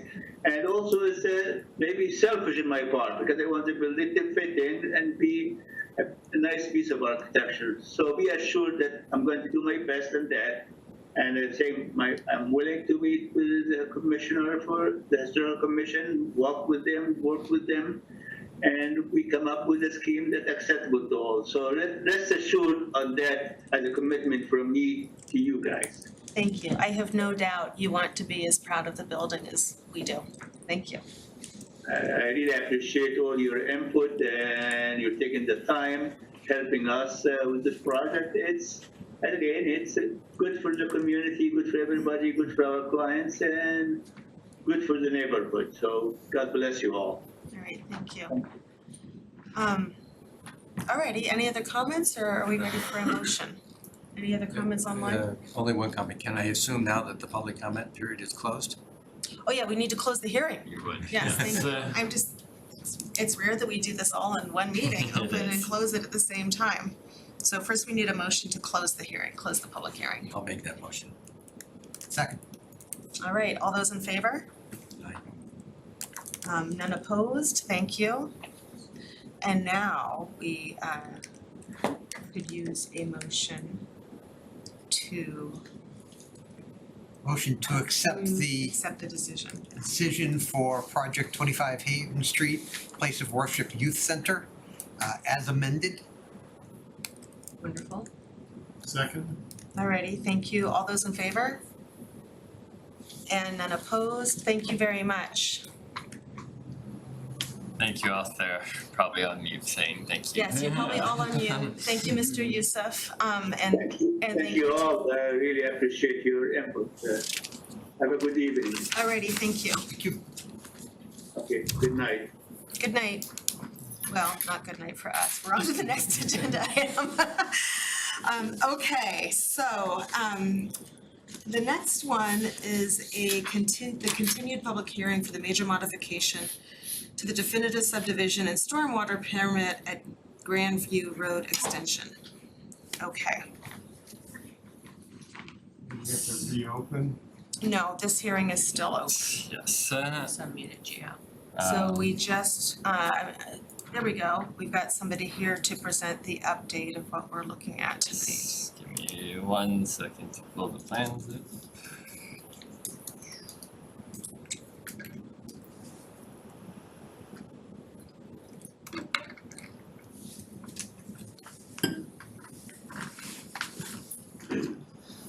All right, Gio, I think with the board's blessing, the floor is yours. Yes, thank you. Sure thing, thank you very much. I'm Giovanni Federa with Federa Engineering, project engineer for the project. The last meeting that we were at, there were concerns about runoff from the detention pond. That was the major concern. I know we made modifications. There were comments from the town engineer, the engineering department, and we addressed all the comments and the concern about the runoff from the detention ponds. We removed the pipe that was leaving the detention pond as an outflow. We reran the HydroCAD calculations. We determined that we didn't need that, so it was better designed to just have the infiltration basin as is with the riprap overflow, and so it worked. And all the other comments we did address. We added the driveway for the lot 2. That won't be developed in this project, but for future development, we did add that curb cut. All runoff calculations do include Lot 2's impervious area for the driveway. I did want to make that clear. For future use of Lot 2, it will need its separate drywall as stated on the plans. But as for all the comments, I know the town engineer, they came back with the response and they didn't have additional comments for this project. So I feel that we didn't meet all the concerns. I know there was a question about the distance of the detention pond from the proposed dwelling. It is proposed to be greater than 10 feet. The top of the pond is at elevation 107. So we will maintain that 10-foot separation. So I'm happy to discuss or address any other concerns. Did you quickly, just before I did want to go over the drain pipe from lot 4 that I think you adjusted to the catch basin, or Yes, so the drainage, the roof runoff from lot 4, it was previously proposed to daylight and go out into the sidewalk, but it's gonna just run underground and hit that manhole right before entering the detention basin.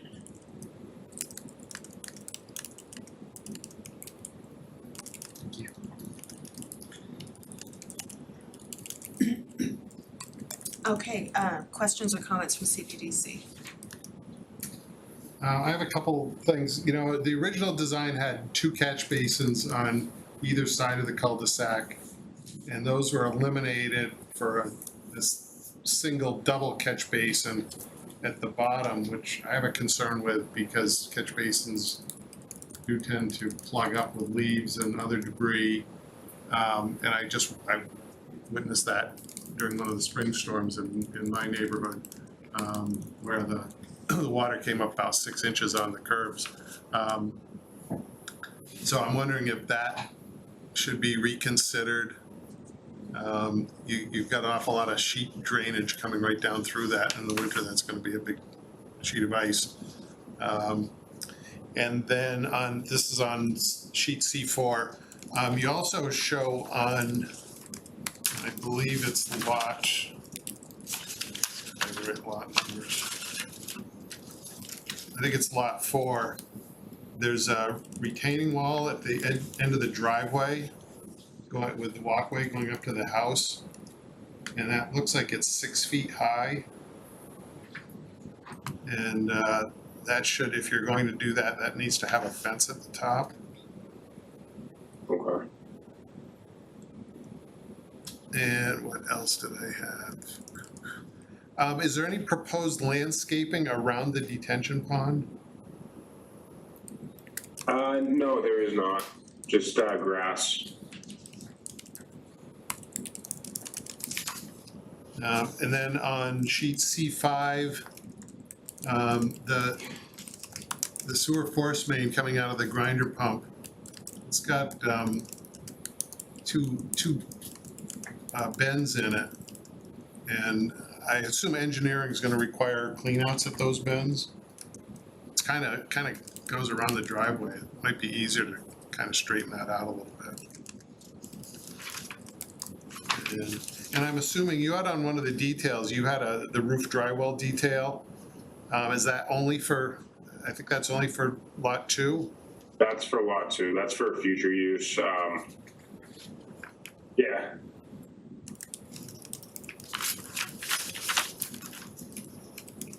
All right, that's all I had. Thank you. Other questions or discussion? So for the shed, did you change the lot line for lot 2? Yes, we did. And we designed it so that the shed is entirely on lot 1, and we removed that easement.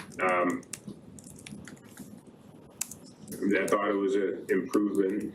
It's just, why have an easement, so it looks better, I think, now, so we did address that. So how close is the shed now to the lot line? It's a few feet. I don't have the exact dimension off the top of my head right now, but I would say it's probably 5 feet or a few feet. Yeah, we'll need that confirmed. It needs to be a minimum of 5 feet. Okay. Now, I thought you said the last time that the property had already been sold and separated off, that that house no longer had any condition to any of the other properties. That is true, and I'm sure we can change that, but yes, that is true.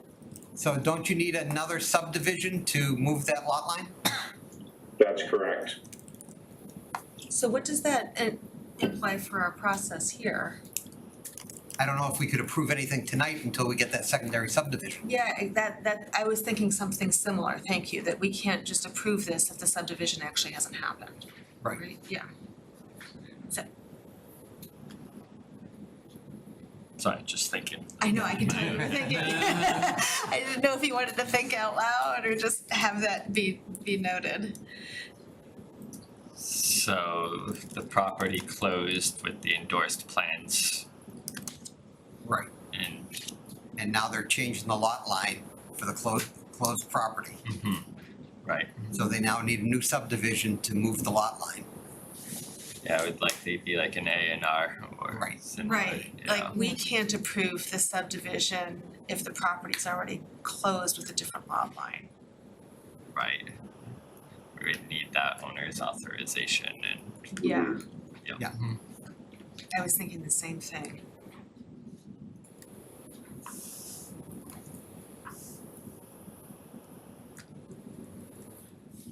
Good question, thank you. Good question.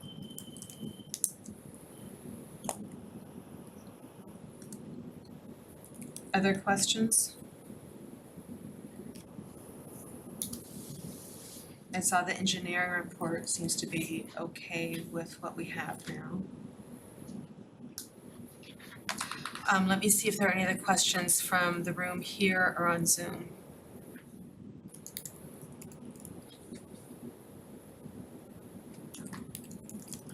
Do not have any raised hands on Zoom at this time.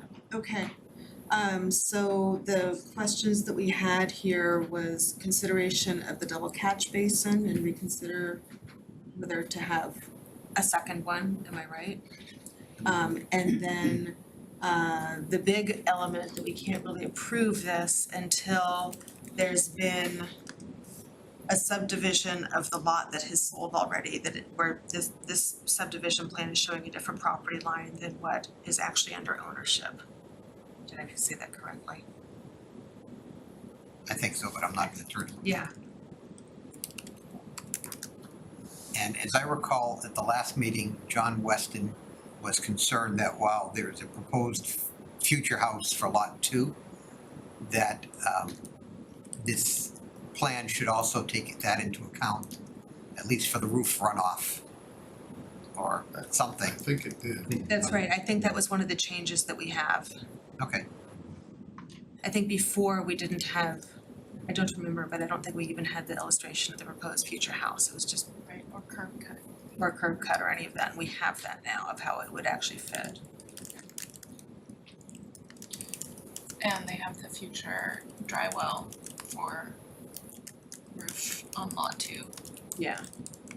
and the clouded changes on page 6.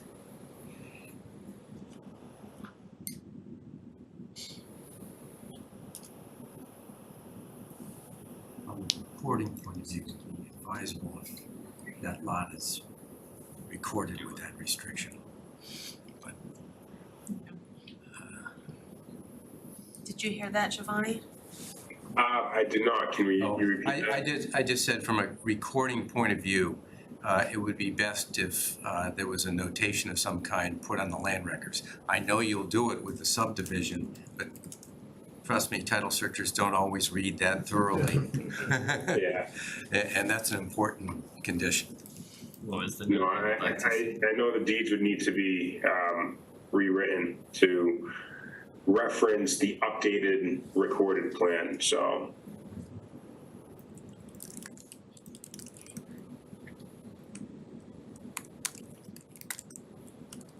Sorry, what was the note you would like to see? Well, it just relates to the, I think it was the stormwater, was it The stormwater? roof drainage. Roof drainage, roof Yeah. infiltration Yeah. system. Okay, that's it. And it couldn't go into, it had to go into the ground, was that it? It couldn't go to the Right. detention basin? Detention or retention basin? Detention. Detention. Detention.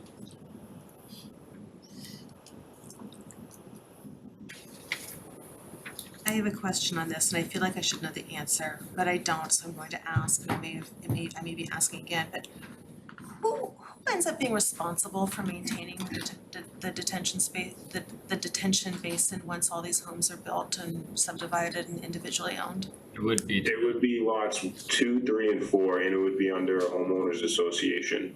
Okay, thank you. That's been my assumption, but I didn't know. Is the cul-de-sac road to be a private road or? That's correct. Okay.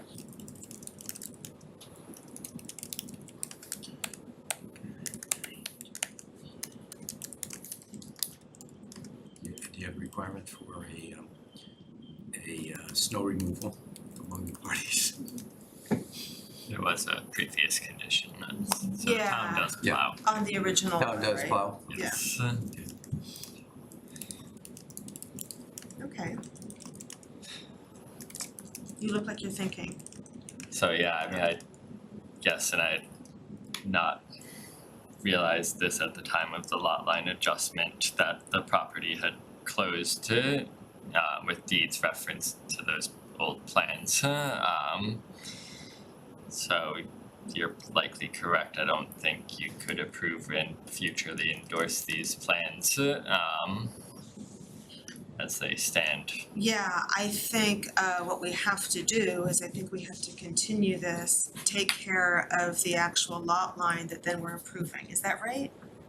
So I would see two options, either an A&R, which again needs to come to you, get endorsed, then get registered, or for the applicant to revert back to the easement, which I know wasn't the ideal by the board. But we can't even approve the easement because it violates zoning bylaws. Zoning bylaw requires that any building such as a shed is 5 feet off the property line. Right. If the property line dissects it, you're not up 5 feet off of any side.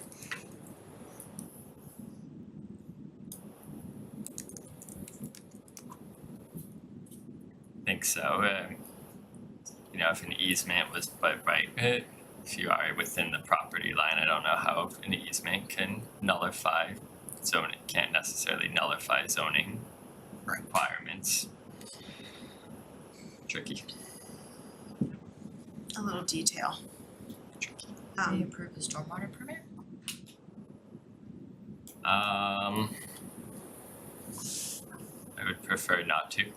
Right, we have two things in front of us. We've got the stormwater permit and the major modification. And I am also kind of disinclined to approve one without the other because they go hand in hand. Yeah. And that would just make it even messier if there were another, I can't imagine there's going to be another adjustment, but let's keep them tied together, right? This drainage design is specific to this change to the right of ways, and if we can't endorse these right of ways and design, then it would get messy, and so it's a Right. not preferred approach. So, I'm sorry for what's going to be an additional delay, but I think we need to I think the property line needs to be taken care of first. I do think we need to figure that out. What's that? I do think we need to Yeah, figure I think that that needs to be figured out. Andrew, question, if we do get the A&R, we don't have to wait for it to be filed, do we? If once we approve it, then we could continue on with the stormwater and the other? That is something I have to double check. I don't know the answer off the top of my head. Cause you, Could we approve it? We could take this offline too, I suppose, but could we approve it kind of conditioned on the final filing of the A&R so that we, certainly would, yeah. if that's possible, put a condition that we want a copy of the registered plan and deeds and all that, yes. Yeah, I'm just trying to think about how to streamline taking care of Great. that as opposed to taking up multiple Mhm. meetings to do it. Great.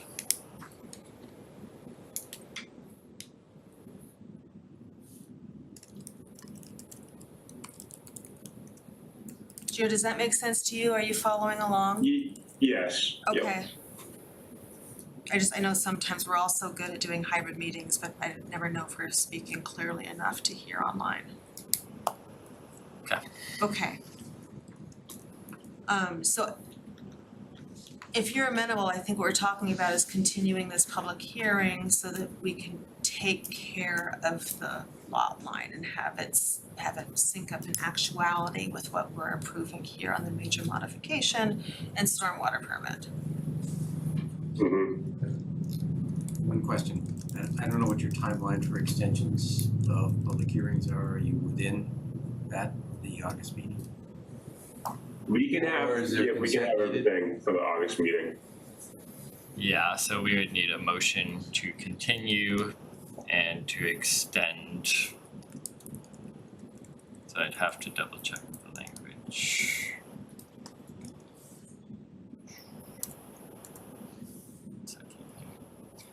I And it believe, does have to be by consent. so I believe we had 135 days from the application. I think the August hearing falls within that, so I would request an extension of that to, if the meeting is August 14th.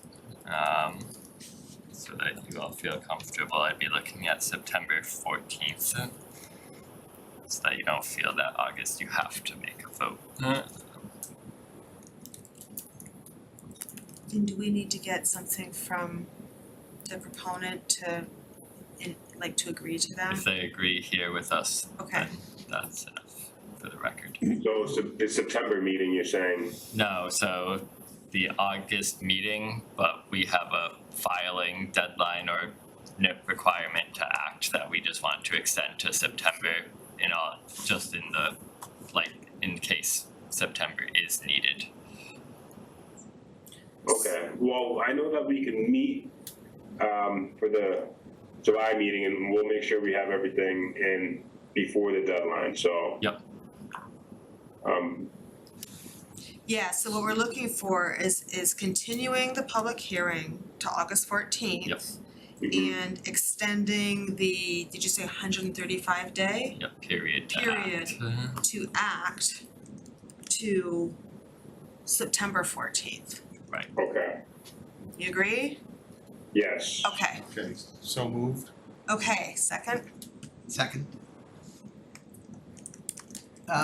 any last discussion? So were there any other comments on this plan? So that Gio needs, if he needs to make any changes, he knows them now, as opposed to waiting to the next meeting. I think the comments was, I think the last comment was about that double catch basin. Yeah, that's something that engineering would, Yep, they also asked for that too. Okay. And I will run by the sewer infrastructure and pipes as well with engineering and I mean, it's, Make sure. the way it's designed can be done, it's just Mhm. gonna be a homeowner's nightmare. Yeah, and so let's try to not have a homeowner's nightmare. Mhm. Okay. Okay, are we ready to vote? Yes. All those in favor? I'll abstain for reasons I mentioned in there. Yes, I'm not sure I've interpreted that correct or not, but we can discuss later. Yeah. it has nothing to do with the application, it's just Yeah. other technical reasons. So we have 4 in favor, 1 abstaining. Okay. Thank you, and we'll see you in August one more time. Thank you. Alrighty, thank you. Okay, our next agenda item is to open a public hearing on a preliminary subdivision application at 246 Walnut Street by Stella Construction. And so we probably have a hearing notice to read into the record. Please. I'll read that. Okay, thank you. We can probably I read think it I'll out so put my everybody can glasses see. on this time. Notice of public hearing. Notice is hereby given that pursuant to MGL Chapter 41, Section 81S, and Reading subdivision regulations, Section 5.1, the Community Planning and Development Commission will hold a public hearing on Monday, July 10th, 2023 at 8:30 p.m. in the Select Board Room at Town Hall, 16 Lowell Street, Reading, Mass. And through the remote and online measures below to consider the application for a 3-lot preliminary subdivision submitted by Stella Construction for land located at 246 Walnut Street, Assessors Map 3, Lot 19 in Reading, Massachusetts. A copy of the application and accompanying plans are available to the public at Town Hall by appointment and on the town website the Thursday prior to the hearing. Thank you. And we have somebody here to present in person.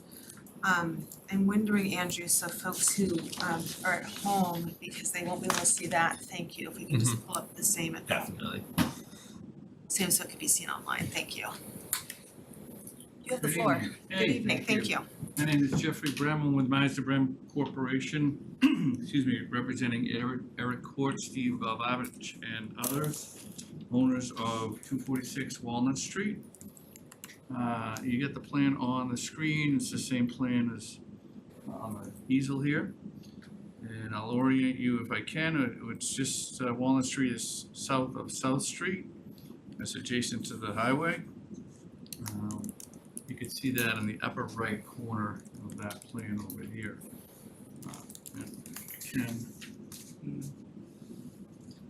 I'll drop this on the board just for a second for the audience so they can see. So here's South Street, here's Walnut Street, here's one of the entrances to the highway. I gotta borrow this because my notes aren't. So that plan is kind of the layout plan showing the subdivision. This plan I'm looking at is the grading plan. It has a little bit more information on it. It's a tax map 3, parcel 19. It's a 2.02 acre parcel. We're here tonight just for a preliminary subdivision plan. So we, as you know, as part of 81T, chapter 41, we are here to get comments from yourself as well as any of the neighbors. The question at our staff meeting is, do you want to go forward with the project? Because there are a lot of questions that remain unanswered on our side. And the answer was yes, we want to start hearing from yourselves as well as some of the neighbors. So I'll just, obviously I won't have every single answer tonight, but that's what the preliminary plan process is all about, is to get comments early on so we don't go forwards and backwards. This is a single-family 20 zone, 20,000 square foot required, 12,000 square foot upland. Frontage is 120 feet, 80 foot on the curve, and other requirements. We meet all of the zoning requirements for the lots that has been looked at by your staff. I'll let them report about that. Project is served by municipal water and sewer extensions. We've asked for, let me go back to what the site looks like. So as I said, it's south of South Street. It's extension of an existing houses at 246 Walnut. It would be raised by this project. The house is located here. And we would extend our standard conventional subdivision into the property. The multicolored plan is the fact that to the right is a stream.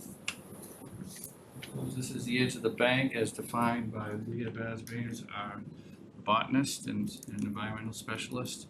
And then adjacent to that, in the olive area, is the edge of the actual wetland. Those are two distinct resource areas that have two distinct requirements from conservation. This is going to be a intensive conservation filing because of that. There are parallel lines, not parallel, but there are lines that are north to south all along here. So for example, we have a 100-foot inner riparian zone from the bank. We have a 200-foot outer riparian zone from the bank. Certain requirements, each of those. Essentially, we're not going to be working at all within the 100 feet. There's a edge of wetlands, and then there's a 100-foot buffer zone to that from the state and local regulations. We also have a 25-foot zone of natural vegetation that's parallel to that wetland, and a 35-foot building setback that's parallel to that. So there are all these lines that start forming, and I'll show you what happens is that the plan gets complicated.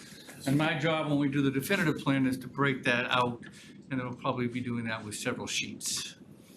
Because it's starting to as anybody looked at the plan looks at, there's things that are overlapping like crazy.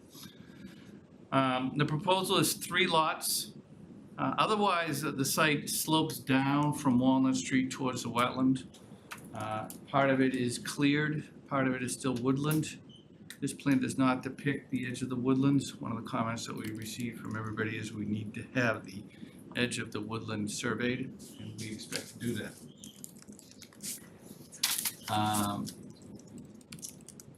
As far as utilities go, there is, like I said, water and sewer on Walnut Street, and we're proposing to extend that. What you've seen here requires a few waivers, but it doesn't technically require waivers. So I got a comment from staff late today And it was a proof plan that you wanted. Thank you. One of the waivers is that we're asking, I'll go through the waiver list that I wrote on July 6th. So the first one is a traffic study, because we're adding 2 lots on a cul-de-sac roadway without through roads. We've asked for a waiver of that. We've asked for a right-of-way width waiver from 50 to 60 feet, mainly because 60 foot, it's already on a 50-foot right-of-way. It seems excessive. We don't need that waiver. We don't need any of these waivers, but we're asking for them. The travel way is typical of part of a low-impact development and some of the latest technologies. The 30 foot is required. We're asking to be reduced to 24 feet. Actually, would even reduce it more if you're so willing, because we believe that pavement is counterproductive to sustainability. So 24 feet seems reasonable in other communities. It's not that long, and then we go into a bulb for the cul-de-sac. Side slopes, we're on a somewhat steep area. We're gonna be filling, so we'd like to go from 2 to 1, from 3 to 1, to provide grading flexibility. Dead-end streets are measured from, we believe from South Street, so this should be an extension of Walnut Street's dead end. It's improving it by putting a circle, cul-de-sac, that will comply with your emergency vehicle turnarounds. And the fire chief has already mentioned, and we've looked at his vehicles, and we'll prove to him, and we already know it already meets his radius, that we meet the fire department turnarounds. Vertical granite curbing is required. It's not really appropriate, so we're again asking for a waiver of that. And then sidewalks on both sides of the street. This is a street without sidewalks and extensions, no benefit. So those are the requested waivers, none of which are required per se, except for the question that staff had was, what happens if the 50-foot waiver were not granted? Do you still meet the zoning requirements? And so I just submitted a plan that shows that. It's quite obvious that it does, but I know you want it for the record. It's preliminary in nature, so as far as the drainage goes, we have talked to engineering and we have some ideas, but let me just point out what our first idea was, is to pick up some catch basins here and discharge it into an underground infiltration system. Question number 1, have we done any soil testing to determine if this was acceptable? We have not, as of the meeting with staff. We were going to, but if it keeps raining out, we gotta, every time we schedule something. So right now it's scheduled for Friday morning at 8:30, so any of your neighbors, you may see the backhoe back there, I wonder what's going on. We're just doing a soil test, that's all. Probably here and also here, as engineering said, why don't you move that further uphill and try to put it on lot 3, and so we're going to look at both of those areas. Sewer would be by Environment 1 pumps, and engineering also made a comment that they'd like us to take all 3 of the pumps and combine it into one manhole and then tie into the street system by the manhole, and we have no problem doing that. So those details like that, exactly where the water line goes, where the valves go, where the hydrants go, we've shown them, but we expect those to be adjusted by staff when we go do the final design, driveways and so forth. What you see here for houses is pretty much the largest footprint that we could fit on lots 2 and 3, the lower 2 lots. Lot 1 has a little bit more area, but not much. So there'd be relatively small houses comparable to the neighborhood. Again, those will be developed during the definitive stage. So we will have, on a project like this, I'm suggesting my client have actual finished, not finished, but actual architectural plans so that we can lay them out and grade them appropriately, because it's so very tight. Similar to the project you just saw. So I don't have it, I know there's gonna be a lot of questions about drainage, and the answer is we will have those answers. We will meet the requirements. We will have to meet all the requirements of Conservation Commission. But that'll be part of the final design. You have received comments that we've received this afternoon, and I think many of the people behind me are neighbors that want to speak. All right, thank you. Let's start with comments and questions from CPDC.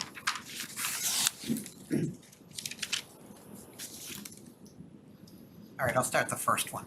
you said that you really don't need any of the waivers. Does that also include the 500-foot extension? That one we do need, yes. Okay.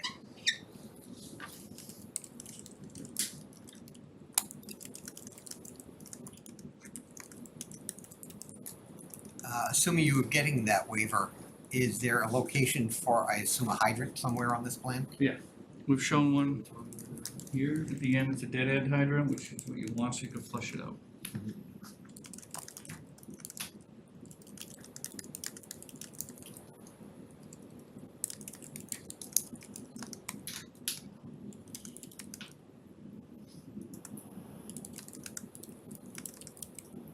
All right, other questions, comments? Has staff done a memo on this, or are they waiting for more information? We're waiting for more information, so we've done a DRT, we've gotten preliminary staff comments. To the point of the hydrant, we certainly are recommending concerns on water flow capacity, that the applicant will need to do some flow testing down at that end. I think similar comments, the single point catch basin and other drainage infrastructure, more comments would be provided in a definitive, but we'd like to see some improvements that Jeff noted.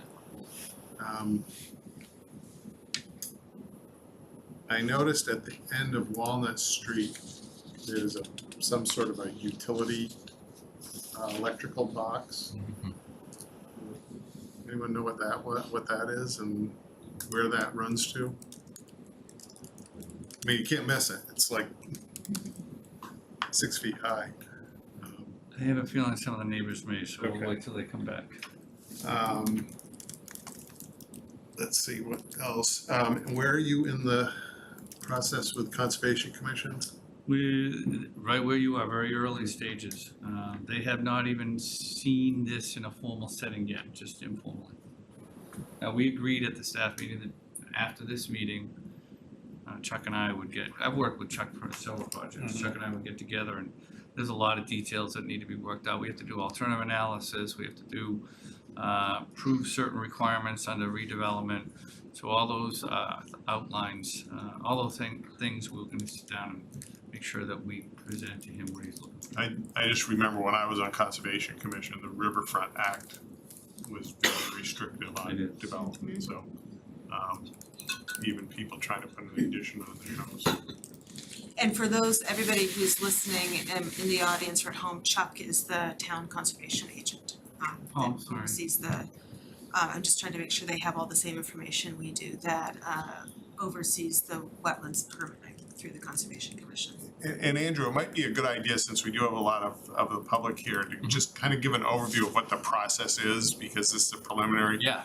And we're not dealing with wetlands issues, we're dealing with stormwater issues. So if you wanted to maybe give a little outline of Absolutely. what the process is.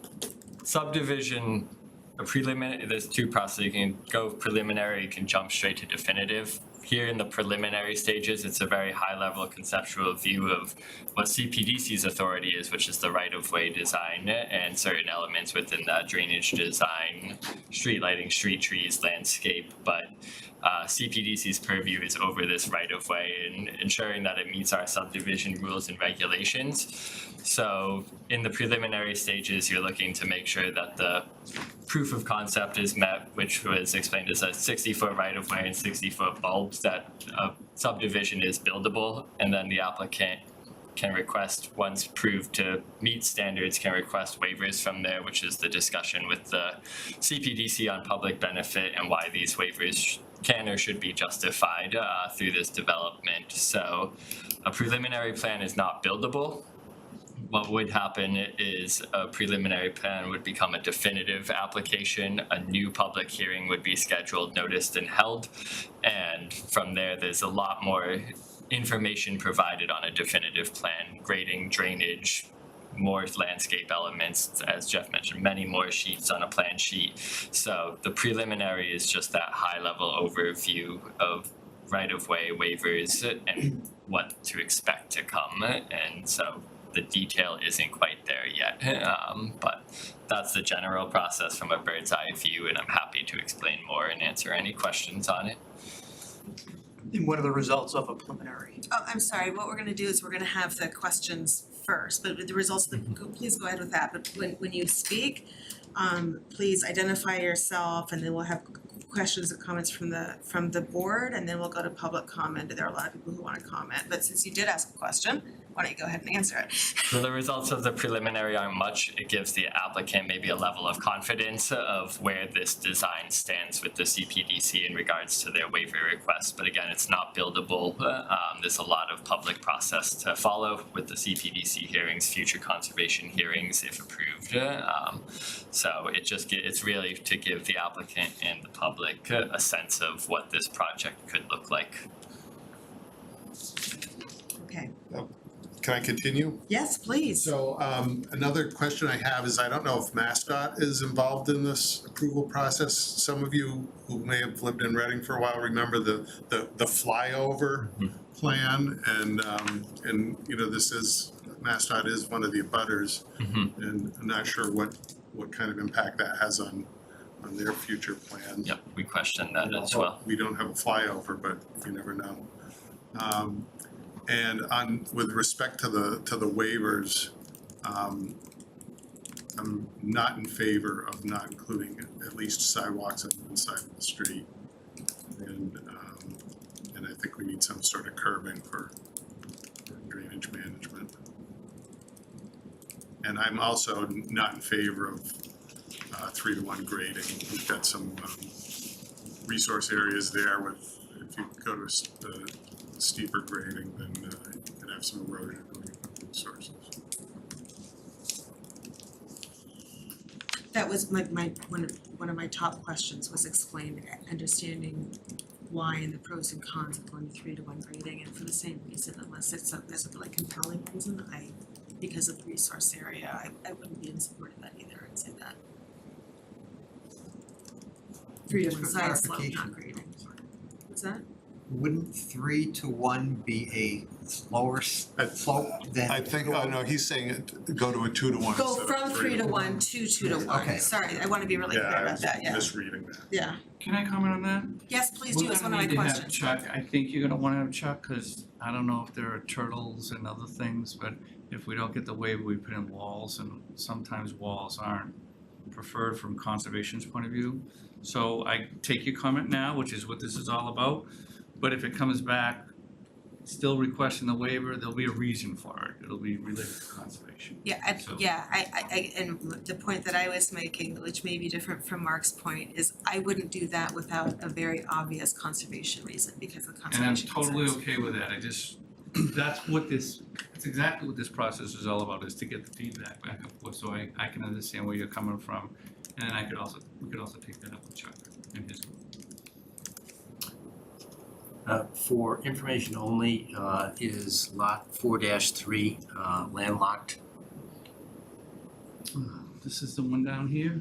It's the one, no, up, let's see, up high, yeah, right there, somewhere in I there. don't know, they also own this one here, Yeah, which abuts the highway. I believe they have frontage on South Street. Okay. And I think they own one of the lots on South Street as well. Okay. Private road, you want it to be a town road or private road? Town road if possible. Town road. Will town accept roads that do not meet its standards? So when extending off a pre-existing layout that it matches, it could be considered. Okay. You're still getting points of focus here. Also, you've described an area, what was it? Something like do not disturb area right here. Area 25 zone of natural vegetation, is that equivalent to a conservation easement? It's not a conservation easement, it's a no disturb. No disturb, It's no disturb, identified, period. they have have to put markers out, but they can't plant lawns or. Yeah, and that's based on the State Wetlands Protection Act. Right, but would that also mean beyond the 25 foot they could? 25 to 35, you can have a lawn, you just can't have a structure. Well, what I'm getting at is, it looks like the 25 is here, and this here is all wetlands in there, and. Right, so. Do you follow me? No. In Massachusetts, we have the limit of bordering vegetated wetlands.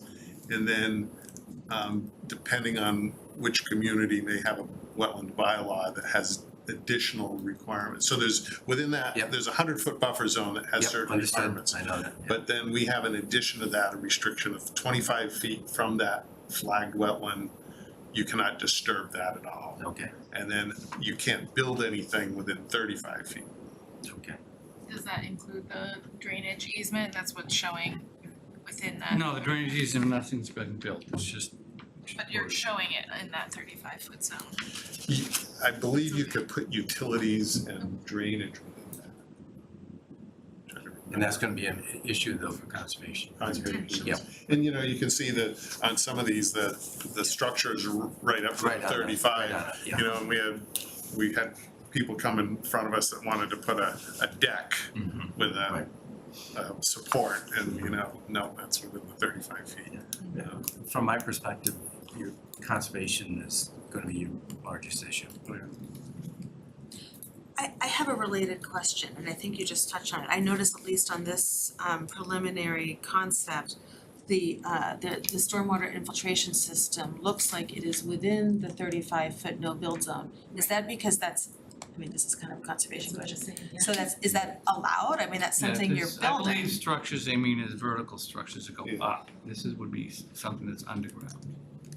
Again, we gotta work that out with Chuck. Yeah, that's a question I have. The DEP allows a lot of stormwater within areas that they don't typically allow other things. Because it's great, it has to do with grades. Grades of the land kind of dictate a lot of things. Well, and this is actually another question that I had is, I noticed our subdivision regulations require topography lines to be shown, what's the language? Up to 100 feet on the surrounding subdivisions, and we don't have that, and because of that, it looks like it goes steep, and then we don't know what happens after that. Yeah, that was a question that Mary had. This lot here is the only place, there's contours shown, and there's no contours over here. And there's no contours shown on the wetland side. Is that because it's flat? It's flat, yeah. Okay, so that goes down, so what we're seeing is it is just in fact flat. We have all the contours. Yeah. By the way, just so you know, as an aside, we have mapping, thankfully, in Reading, but communities oftentimes say you need to get topography 100 feet off your property line. Without mapping, I can't walk on other people's property, so it's a difficult thing to do occasionally. In this case, it's not an issue, but. Yeah, just one final question. On the westerly side of the property, you've got a dashed line, which I assume is a setback line. Is that also a do not disturb line? I'm asking that for the people that are in the audience. You're over here? Yeah, but more up there, from there north, yeah. That's a town zoning setback line. Setback, but do not disturb line? No. Just a setback, okay. So on the lot, was lot 1, I guess it would be lot 2, the middle one? Is that right? You're showing the proposed house is squeezed, and I realize that this is just conceptual, right, between the setback and the no-build area, and it's a 24-foot wide house. I mean, it's like there's a corner of it that is like right at the no-build area. My question is, like, what do you, I guess, I mean, and this is something that, again, conservation will have to probably deal with, but like a corner of the house right there on the no-build line, does that mean like no excavation to build the house at all, or just no permanent structure there in the end? No permanent structure, so 25 to 35 you could build, but no structure can go there. So it's kind of like a setback line from that point of view. And I've told my client as well, and the reason why I said earlier that we're gonna have final building plans, this is essentially for lots 2 and 3, the maximum you could do. They're going to take that footprint and go to an architect, and he's gonna design something inside that footprint. So it may not be exactly all the way to the limits shown.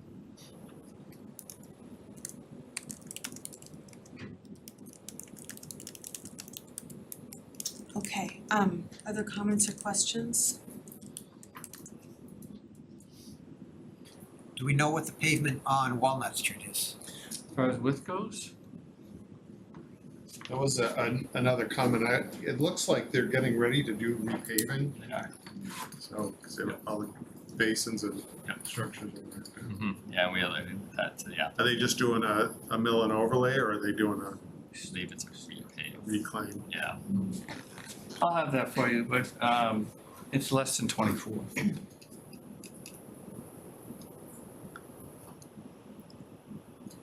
And staff had asked for some additional information as well, right? So we had asked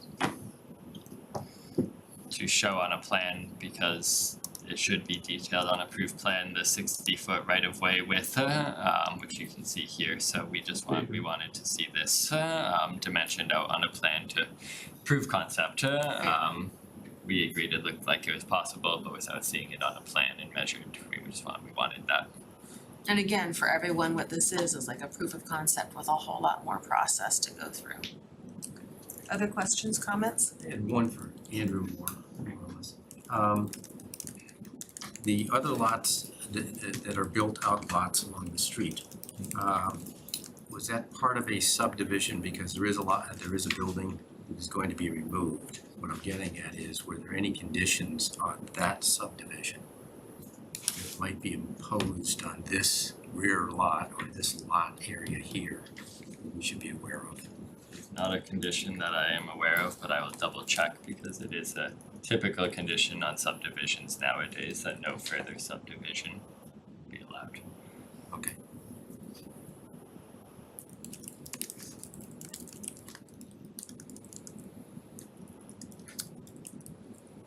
Okay, if there are no other comments or questions, what I'd like to do is to go over to public comment. I do want to note that I'm assuming each person on CPDC, maybe not our new members, because your emails may not be in the system yet, got some written public comment today. We have 3 in our packet. All that public comment that was received goes on to the public record. So thank you for the folks who sent it in. And if there are no other comments here, let's take comments from the room first and then Zoom. I think that might be a way to keep it organized. How do you do it? Do I step down so that you can get the recording? Because there's only space, yes. I'm not leaving because I don't want to. And so when you come up, yes, please stand at the podium, tell us your name, the street you live on, and the reason we have you stand there is so that people who are joining us by way of Zoom can see and hear you when you comment. So they can't hear comments from where you're sitting right there. All right, so I'll take anybody who wants to speak, just raise your hand and we'll come back to you later too if you want. Yes, sir, please come up.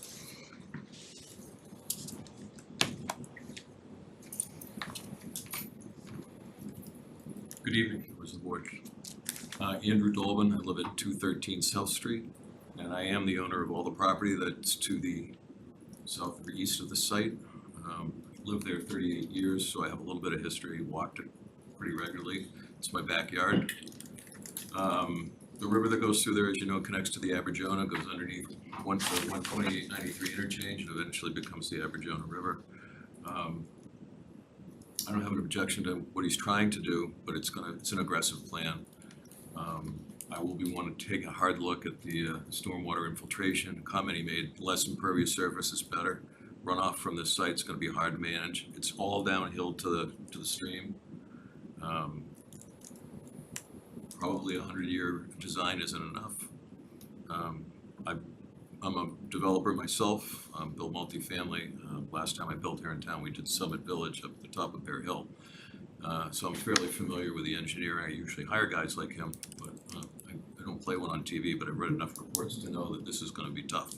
So I appreciate what you're trying to do. Some of the neighbors that live on the street might think differently than I, but my prime concern is gonna be protecting the resource area to the back, because it's my backyard. So I think your lot 2 is gonna be very difficult. You're gonna have to do a layback for your foundation, and you may have to clear into the no-build zone. So that's gonna be something we'll be taking a hard look at. Because your footing's down 4 feet, I don't know how you're gonna fill back behind them. You know, is it a wall? It's gonna be tough. But that's what I see. despite the obvious things that the board's already brought up. So that's my 2 cents. Thanks, so your question about that no build zone was very much along the lines of me wondering how that I was just my actually quick read of works. the plan before I got here, so looks like everybody else is thinking the same thing. Thank you very much. Thank you. Thank you. Anybody else from in here? Yes, please, come on up. Right away this time. I'm Gary Jufrey, I live at 189 South Street, across from Sturgis Park. Not sure exactly where on the map it is, maybe that triangle. Yeah, the stream goes through the side of my yard, out back, through 93. Taking my daughters on many nature walks through there. I'm surprised that's buildable. Like you said, it goes down. We've seen, tons of wildlife in there. And as I look at the map on the wall, which looks a little out of date, and I'm just thinking what is Reading looking to be? We're looking to build on every last piece of land in the town and turn all the rest of the green specks white.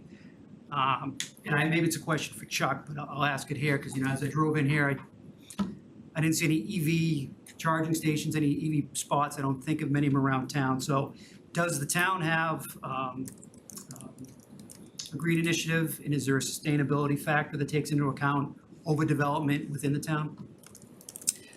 That's an interesting question. I was anticipating a different question. I thought you were going to ask about an open space plan. I don't know that we have. Andrew, would you like to speak to kind of the plans that we have that relate to that question? Yeah, so we certainly are considering sustainability and where improvements can be made across the town.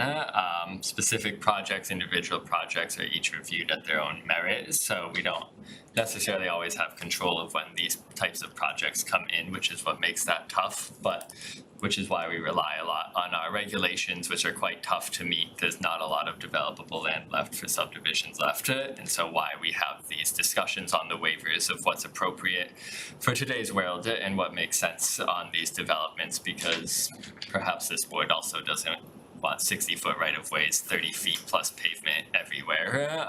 It just might not make sense. So it is reviewed on every application. I do hear your point of, single-family development, car-oriented, not the most sustainable use of land, but with the proof of concept met, we then try our best from there of what's feasible and what is the most sustainable and fitting to the neighborhood.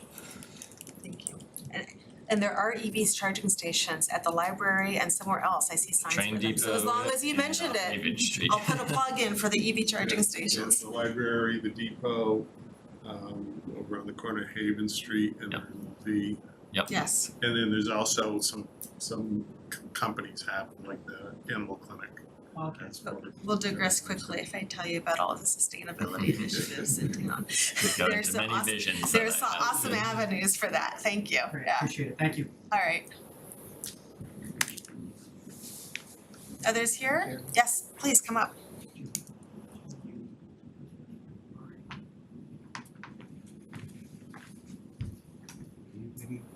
Jeff Hooks on that 231 Street. I just want to kind of point out that these trees are like the buffer between 95 and our houses, essentially, right?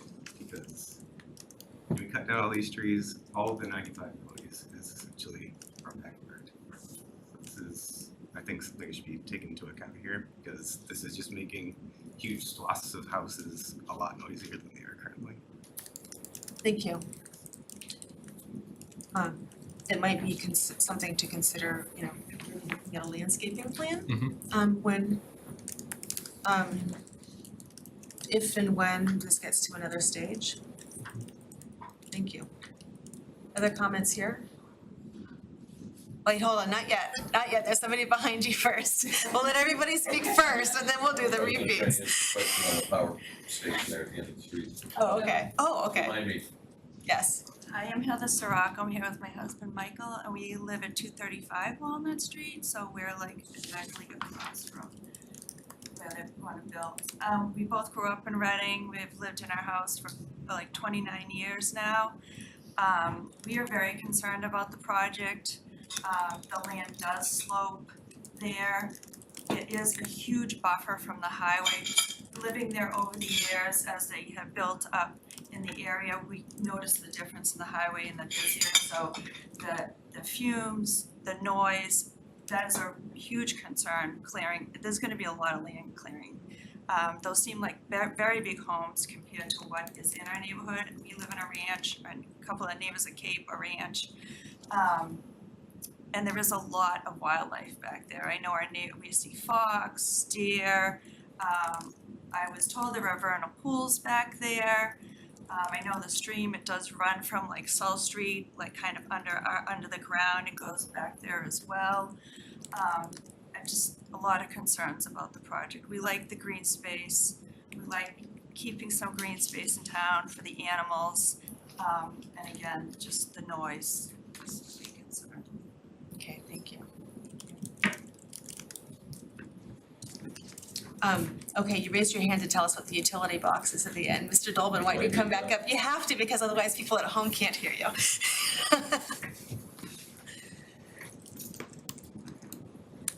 There are transformers and meters at the end of Walnut Street's cul-de-sac.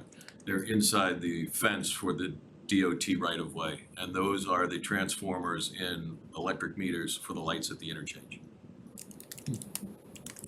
So that's where all the lights at the 93, 128 interchange get their power.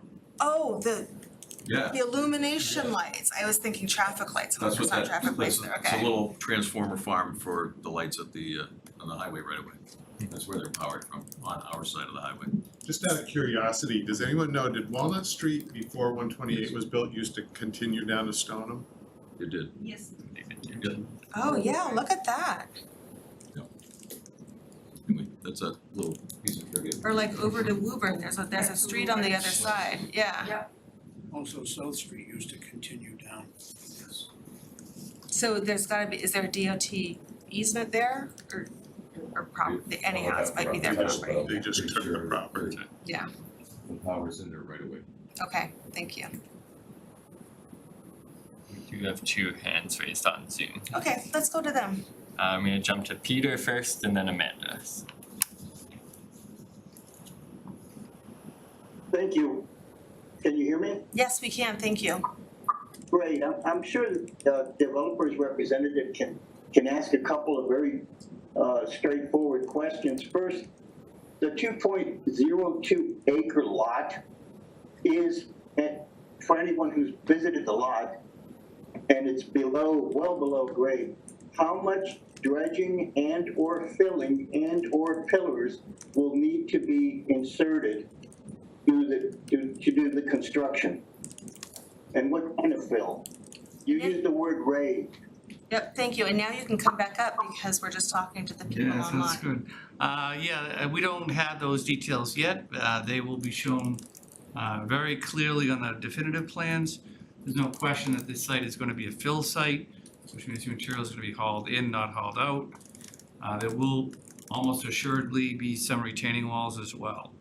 So you're right, and the fill will have to, I'm sure that Andrew and the board here will have conditions of what the fill is composed of. Make sure it obviously doesn't have any asbestos or ground up concrete. There's a typical language for that that I see almost at every project. So Andrew's shaking his head, so I'm sure may not see him, but he's on that as well as far as the quality of the fill. The quantity we will have at the final hearings. Will there be pushback on the storm drain to the abutters if the raise is too high? Will the abutters have an opportunity to negotiate so they don't get flooded out? Right now, it all rolls downhill. Yeah, we didn't get into too much detail on drainage, but obviously conservation is gonna have a lot to do with it, but planning board does as well. There will be a detailed report. I don't know if you heard the earlier applicant talk about HydroCAD. There'll be hydraulic and hydrologic models done. They'll be reviewed by the town's engineers. My stamp is on it. It follows very strict guidelines with Massachusetts DEP. We have 10 standards to meet. We have to outline how we meet each of those standards specifically. Those are really not waivable. And that'll all be reviewed in the final design. Part of the requirements is that we have no increase in the post-development rate of runoff. Part of the requirements is that and these are state requirements, that we maintain the annual recharge of groundwater so that we're not drying up rivers. So there's a lot of standards and we will comply with those, and that'll all be peer reviewed. That's why the next step is a big step forward. There's a lot more work to be done. And if you don't mind me jumping in there, you asked if the neighbors will have an opportunity to comment, and the answer is yes, because all of that is through a public process. And I am guessing because conservation is engaged in this, ultimately we'll need to have a stormwater permit, and because conservation is engaged, the process would be that the Conservation Commission would issue that stormwater permit, and all of the Conservation Commission meetings and processes are all public as well, so that's the place to be able to comment on those. Thank you. So it sounds like a lot of development will be taking place. Is it not the case that a legal document from the town will be made available to the abutters in the event any of the equipment does damage to the abutters' homes, foundation, or structure inadvertently for insurance purposes? Do you mean construction? Yes, if you have heavy equipment and it's drilling into the ground, it could very well damage through vibration someone's foundation, unbeknownst to them. So they will need some kind of recourse to go to their insurance company, will they not? How is that typically handled? So we, to my knowledge, do not provide any insurance or documents, but all contractors will be required to have the necessary insurance documents and reports that prove that, they're safe to work and good to go. Did you hear that? Was that loud enough? Up to a point, so that the abutters will receive written instructions or details from the town, so that in the unlikely event that there is foundation or other damage to their property as a result of the development, they can take this to their insurance company so that they can get their repairs completed in a timely fashion. You see what I'm saying? I'm not sure that's exactly what was said, so Andrew, maybe you could say that again, but speak up a little bit louder. So the town is not, to my knowledge, providing any documents or information on that, but all contractors through their permitting will have to prove to us that they have the necessary insurance documents and safety plans in place prior to construction. If I may add to that? Sure. Interestingly, when it's a public road that's being built in Massachusetts, all the towns require certain bonding. And basically it's to make sure that the roads are not left incomplete. So as part of the bonding process, there's a whole strew of already written regulations and specifications in the town's subdivision control regulations. So a lot of them are already there. Many of the specifications that a builder would be required to do are all written there, and they'll be referenced on my plans. In addition, there'll be a covenant between the planning board and the developer. And that covenant basically says, and that'll be done before the construction starts, it basically says the builder, the developer, will build according to the plans, and they'll put up a bond for that portion that they want lot releases. And that's the covenant. At the end of the day, the town will take over the road at town meeting. That's kind of like the covenant deal. If you build it according to our rules and regulations and plans, we will eventually take it over. And it's very strict in Massachusetts. It's not so strict, for example, in New Hampshire. So it depends on what state you're from. But Massachusetts has done this a long time, and there's not any room really to play around with it. And so there will be controls all the way through the construction process. Yeah, thank you for mentioning that bonding process. That is a control. But that does not answer the original question. It doesn't. Which was, what happens to my home if there's damage? And I hate to say it, but there was damage to, I forget what, Azalea Circle, when the Jordans went up. And you had to go to the insurance company then went back to the construction. And my recommendation, not being an attorney and not having any legal experience whatsoever, is I would document the condition of your house before construction starts. Take pictures, you know, look at the foundation, take a video, so that if there is damage, you can show that it occurred and at what time. As I said, not legal advice, but if the construction were happening next door to my house, this is what I would do. Thank you, and I want to note though that this is, it's not unique to this site. This is, right, the question of if construction by a contractor doing anything near your house, that's not an issue that is just unique to this site, that is consistent with everywhere, and it's handled differently in different states, so. Can I assume you're not gonna do any blasting, or you're not contemplating it? I'll know more on Friday after I do the soil testing, but I don't see any, the soils out there are Paxton soils, already checked the type of soils. I don't see it, but if there were blasting done, you bring that up, I wasn't going to, but there's a whole other set of rules that, believe it or not, I think you're the one that mentioned the word fire marshal earlier tonight. The fire marshal actually runs those rules, the state fire marshal, and as well as the local fire department. And they have certain requirements. If there's blasting done, they have to do video cameraing of adjacent properties if the adjacent property owners allow them to. And they have to go on record with a lot of requirements. It's very, very strict. Okay, thank you. Did you have more questions? It sounded like you did.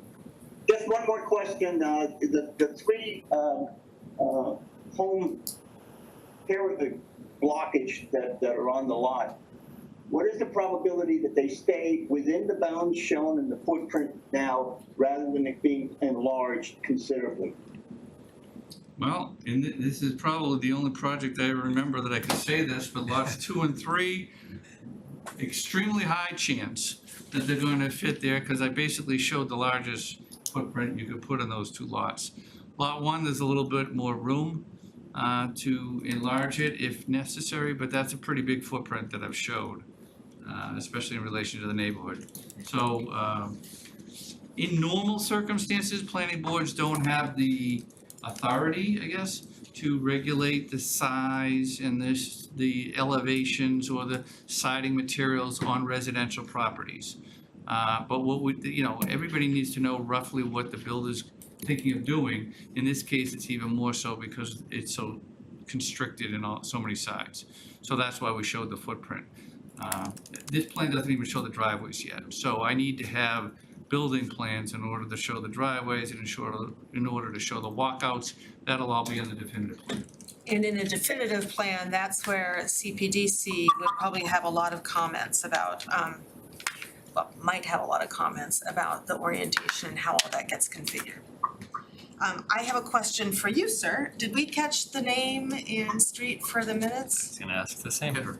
Peter somebody. Peter, could you give us your last name and your street so that we can have accurate minutes? Of course, Peter Nicolaitis, 143 South. Thank you. Welcome, that's all for me. Okay. For now. Thank you. Amanda does have her hand raised as well. Okay, Amanda. Hi, my name's Amanda Rotundo. I'm at 197 South Street, so right between Gary Jufrey and Andrew Dolbin, the first 2 gentlemen that spoke. And like them, my backyard merges right into the open space that we've been talking a lot about. And I'm also back there with my kids on nature walks. And I have 3 specific concerns. The first, of course, is the wetlands, the animal displacement, et cetera. The one thing that hasn't been mentioned is that area is very dynamic throughout the year. So the sort of the disbursement of the water in the spring versus the summer versus fall and winter, it varies dramatically. So I would just want to make sure that if, that from a conservation standpoint and environmental impact standpoint, that the dynamicism was considered and it was not just looked at from a single snapshot perspective. So my second concern echoes what the folks on Walnut Street said, which is about the sound. I live on South Street, you know, so through all those woods. And the highway noise is very loud in my backyard. And the highway noise can be heard up Pine Ridge, out to Curtis and Sturgis Road. So this whole section of town is very much affected by highway noise. So if this section is cleared, I just want to underscore, it's not just going to affect those folks right on Walnut Street. It's going to have a much broader effect sound-wise on a larger portion of the area. And last point is, adding, from a traffic perspective, adding 2 houses at the end of a road, it feels kind of silly to say that traffic would be a concern. The reason I bring it up is because this particular section of South Street between sort of the 2 Walnut intersections, and then up south a bit further, the neighbors in the area have been working with the town for some time to try to get some safeties put in place. In that stretch of road, there's Sturgis Park right there. There's no sidewalks. There's blind curbs. There's that South Walnut intersection where, there have been 3 single-car accidents in the last year, according to my neighbor, whose telephone poles have been driven into. It's a nasty little spot, and so given that area is already really pushed too far from a traffic and safety perspective, the adding of anything really, I think, warrants some considerable investigation. Okay. Thank you. I want to make a comment, and I meant to say this when Mr. Rocco was speaking also. I do note that you're not seeking a waiver for environmental review, which some proponents do come in here and ask us for a waiver on environmental review. That environmental review, in addition to conservation, the Conservation Commission review, would be part of this. Okay. Yeah, that's specific. We didn't request it because we know it's a very sensitive area. Okay. Thank you. Any other comments online? We have one. Okay, and we have one back there. Come on up, please. Hi. Hi. I am Paul Fraser. I own 236 Walnut Street, this is literally gonna be happening in my backyard. Right now, I actually use part of that land for the past year that I own the house and the past 30 years that the previous owner had that house. That's part of my backyard. We have maintained it. The previous owner has maintained it. Right now, it's going to be I don't know exactly, the whole grading thing is not part of it at the moment. So they're gonna be cutting away part of what I already use right now. I know that's probably not a big deal at the moment because it's preliminary. The next thing I have a issue with is that buffer as well. Right now, come the winter, the leaves fall, the sound gets much worse. Now that it's summer, it's great. You really don't hear as bad of the traffic going up and down the highway. So by clearing that more, it is gonna make it so much worse. As you probably already saw, I have 3 little children that came with me tonight. That is also an issue. I have more pollution coming from the highway, from taking down trees. Trees absolutely filter the air. Then the other thing would be the wildlife. I have so much wildlife that goes through my backyard, I could bring you pictures off of my cameras. I have a family of 7 deer that graze in my backyard. I have river otters, I have all sorts of things. I'm sure that's more for the conservation, but I just at least wanted to make the comment. Those are my concerns. Okay, thank you. Thank you. Thank you very much. Others here? Any more online? Any other comments or questions from CPDC?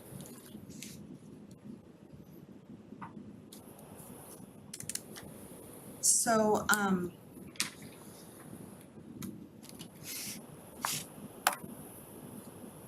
kind of taking stock of some things that we heard. We heard some reluctance about some of your waivers. It sounds like staff is still waiting for some additional information that might be necessary before we take action on even the preliminary plan. Am I hearing correctly?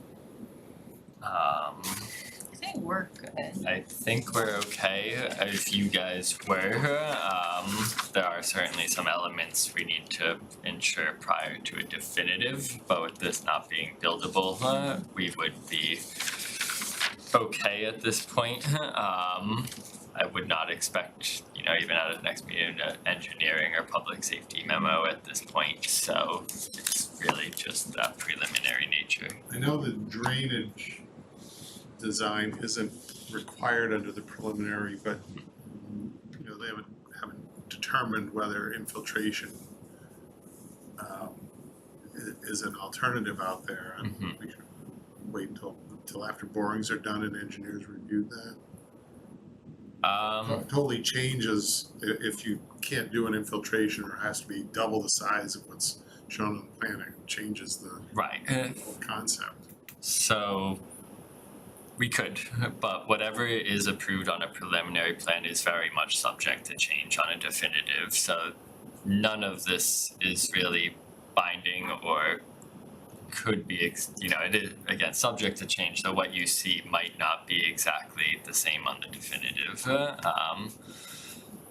Given the drainage design, given the certain setback restrictions and zones. So I wouldn't see the need. Soil testing results are a requirement of the definitive, so we would certainly need that in that submittal application, but how it changes the drainage design, I think it would still be too soon even for them in August if they got the results and to formulate a plan based off those findings. For a preliminary might just be a hard thing, but I would defer to Jeff. Yeah, it's not just this, the grading also is. And I echo Andrew's comment, it's non-binding on both sides. So if the plan changes drastically, that's part of the process, that's okay. If it ends up being 4 lots versus 3 lots, that's when you get into problems. If it becomes 2 lots instead of 3 lots, I presume that's okay with everybody. So that's the type of process this is. It's not gonna grow to 4 lots, otherwise we come back here. Right. And this is very optional for us. The staff said, why do you wanna do preliminary? Why don't you just go to definitive? It's such a small piece of land, such a small project. And we said, well, it's complicated. So we don't wanna just throw in, we're talking tens of thousands of dollars to do final design.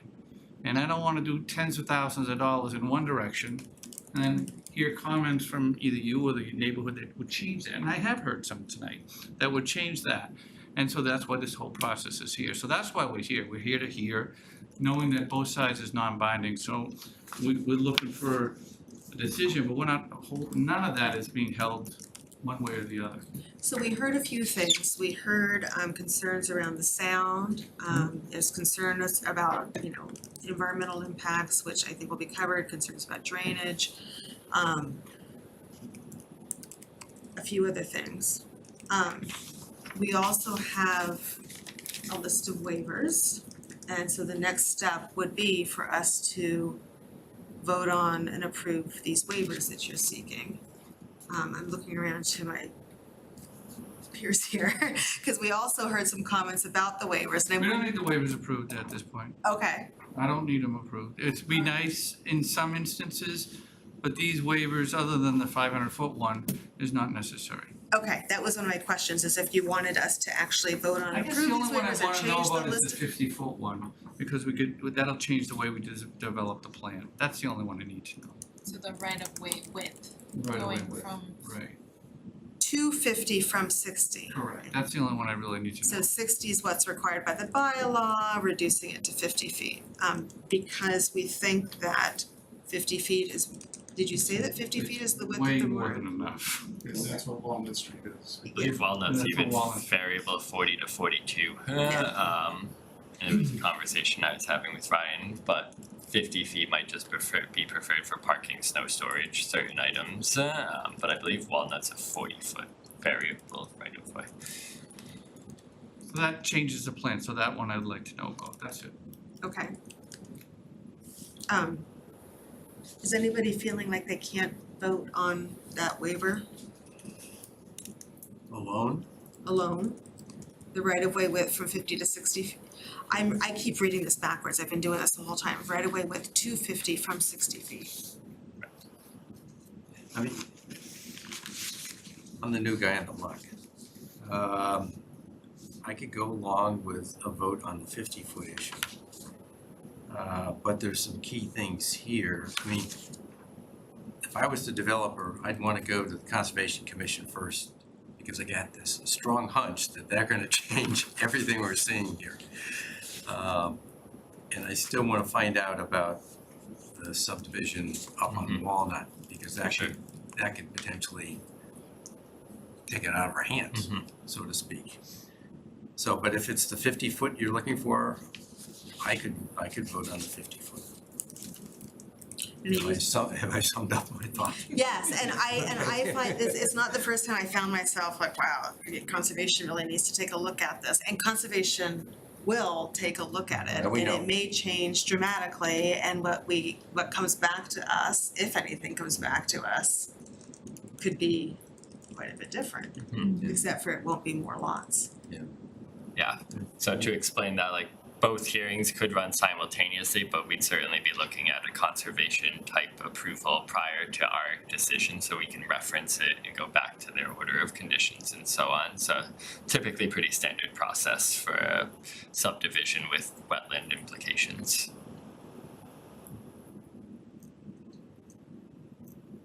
So the process would be that we would vote on at least one of the waivers. And do we need to vote for an approval?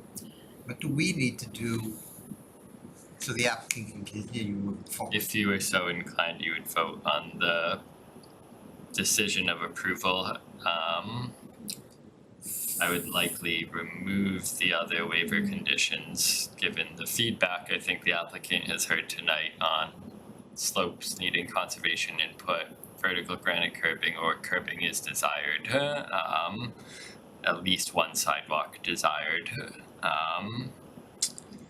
and a few of the, I would ask that you might consider the dead end extension dead end as street. well, yeah. So there's two that you really need, is the 50-foot one and the 500-foot extension. Waiver 2. Waiver 2 And for clarification, the town's street, dead-end street limitation is more of a fire and emergency vehicle restriction. It's a bit of both that and utility, so I checked in with public safety. As long as the road is designed to bear their weight, and with the cul-de-sac bulb, they found it appropriate. But again, that water main and water flow to the hydrant is what's gonna be needing testing and to prove that everything works out there. Again, before any sort of definitive plan is approved. Yeah. Right, but we don't need that for the preliminary plan. So I guess at this point, we'd ask the applicant to withdraw the other waivers? Yes. Okay, let me do that. But while we're on that subject, the only other one that would be nice to know, not necessarily required, because it changes the drainage a little bit, is the travel way from 30 to 24. Which I can't believe you have a problem understanding sustainability. 24-foot is a very typical roadway width. So those three. So I will withdraw the requirement for a traffic study, and we'll deal with that later. I'll withdraw the requirement for the side slope, again, dealing with that later. Vertical granite curbing and sidewalks at this time. Pick those all up at the definitive. So we're retaining the right-of-way width waiver request from 250 from 60, the travel way 224 from 30, and the dead-end street.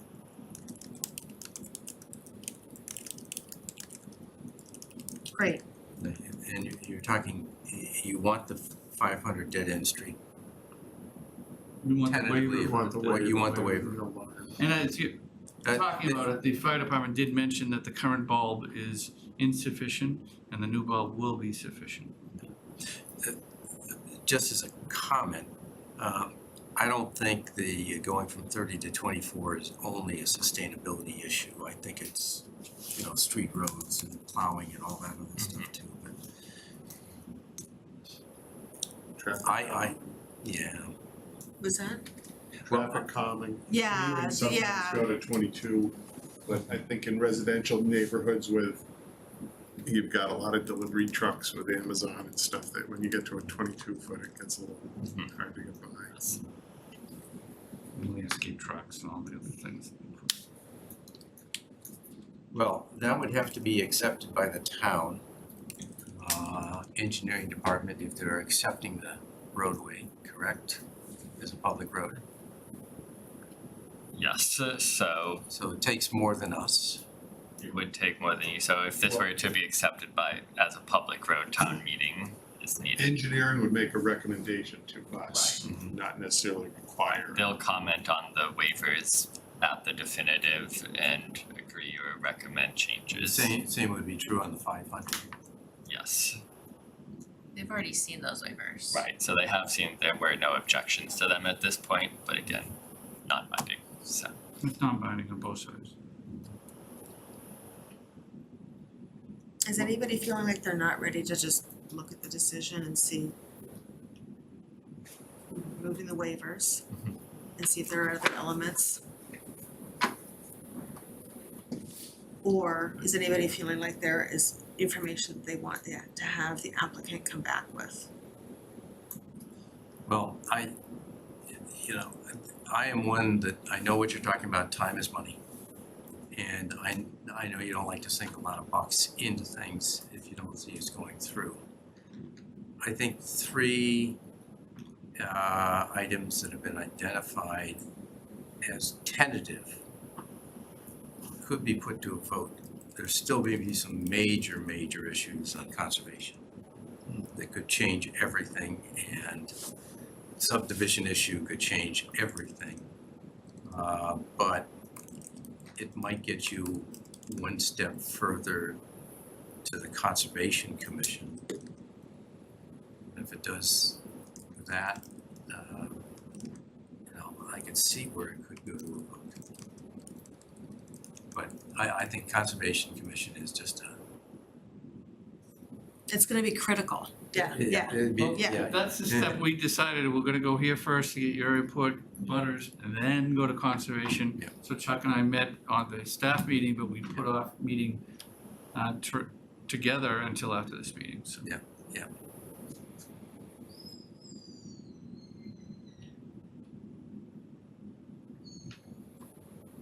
Any other comments on that?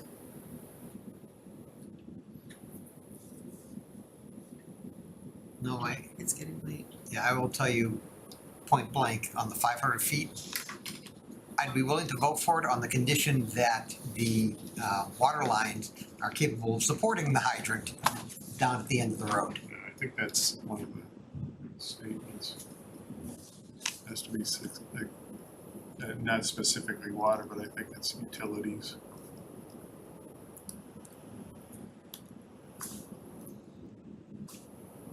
We're okay with that. That's under the language for the waiver. I'm sorry, I'm kind of lost. I'm just gonna add,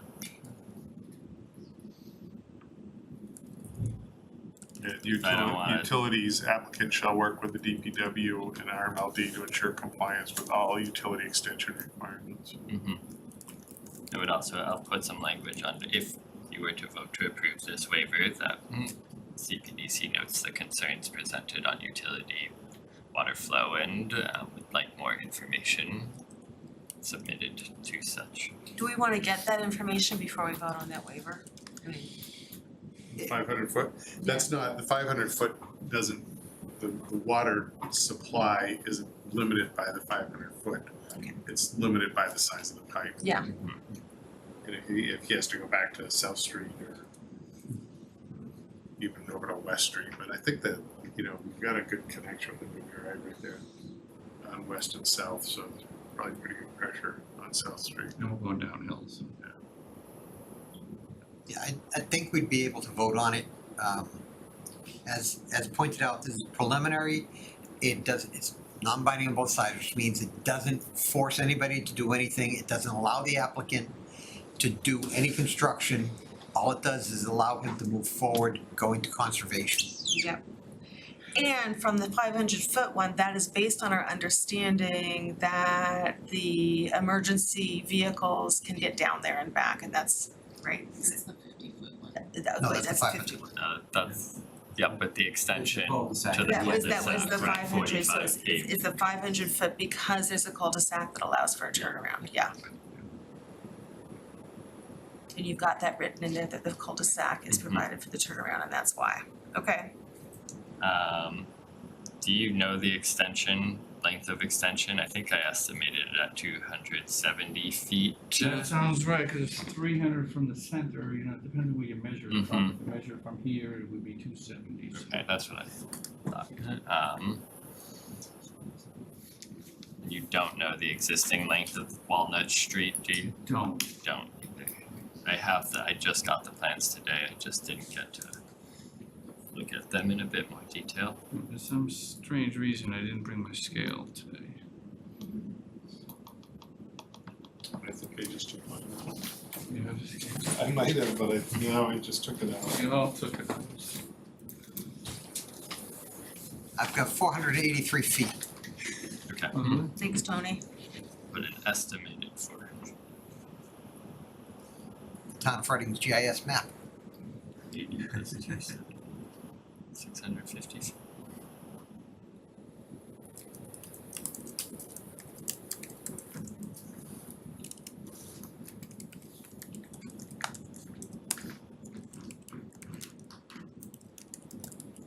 I scaled it and I got very close to what you got, so.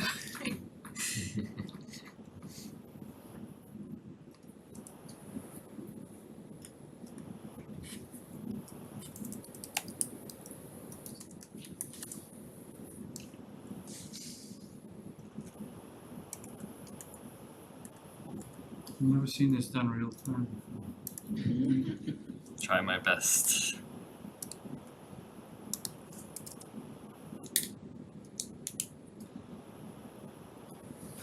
So do you wanna go through the decision? Yeah, I think we should, yeah. Because we still have one more agenda item that we've got to get to tonight. So within this decision, we have summarized the existing conditions of the tract of land and where it sits along Walnut Street. We summarized the general proposal of the three lot subdivision net of 2 homes, describing the right-of-way width as well and length. We described the zoning and upland area. All the lots do meet the dimensional requirements of the S20 zoning district. And we did look at the proof of concept and proposed right-of-way, which the proof of concept was met and the waiver request for 50 feet off of an existing 40 feet has been something we've seen in the past. Wetlands were flagged, the date was noted, and the work within the buffer zones was also noted as well. And we did note that most certainly a notice of intent with the Conservation Commission will be needed and the issuance of an order of conditions is needed prior to construction. Traffic, we did note that they had been requesting a traffic study. I know we might not vote on that, but as a finding, I can word this. A future waiver request might be expected and would need to be reasoned. So I can. Yeah, it's a finding, we're not actually providing the waiver, yeah. Trees and landscaping, definitive plans do require that deciduous and evergreen trees 6 inches greater in diameter be noted on the plan set. Conservation is going to have a similar requirement as well as tree replacement policy. So all of that would be expected in a definitive plan set.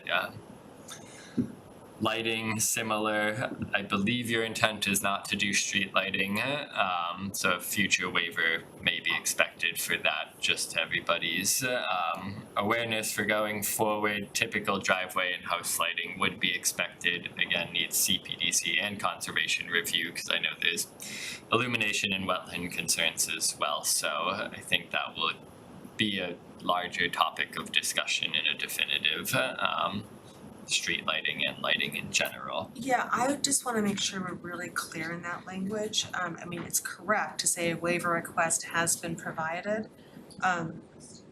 let's just say a waiver has been requested. I kind of want to remove the word provided in case somebody reads that too quickly and thinks that we actually provided it.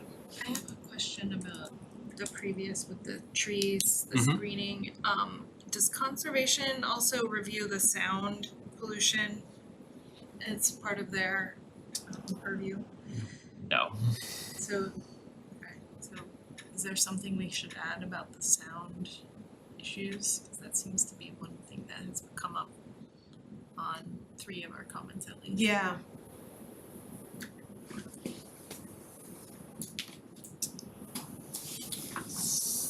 We don't have like a noise standard or bylaw ordinance. Yeah, so it's a hard thing to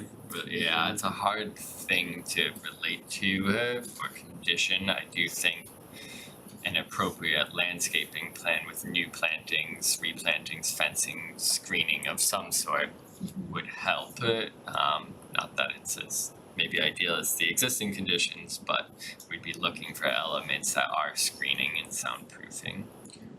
Yeah, would we put that into the conditions, because you can't condition it, but could we say, write it down that we're encouraging a landscaping plan that helps with it's late. Yes, I think that helps to minimize so in the choice of where you're gonna put the trees, types of trees. encourage it where it can help to continue to buffer sound impacts from the freeway. I have to believe that DOT has some kind of criteria along highways because they put up sound barriers. It'd be interesting if we could find out what that is, just so we know what their standard is. It depends on how rich the town is, whoops, I shouldn't. You notice they're in Andover, but not Wilmington. I've gotta figure out where those towns are. Yeah. Since we have a long trees and landscaping / screening section, I'd like to encourage that even though we may not be able to require it. It is late, so I can word this better. Just wanted to make sure we captured some of that. Yeah, thank you. Agreed.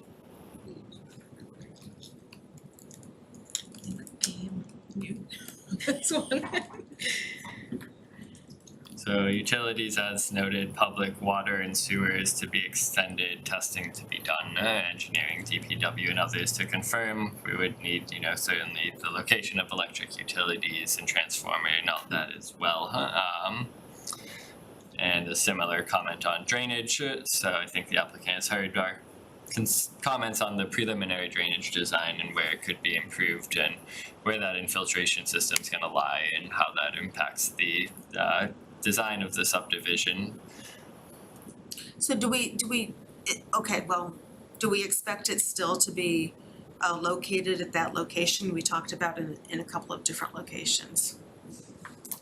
I think that will depend on the soil results, so it's noted here because we're referencing those plans that show it there, but again, subject to change. Yeah, so can we just say is currently expected, like as of tonight?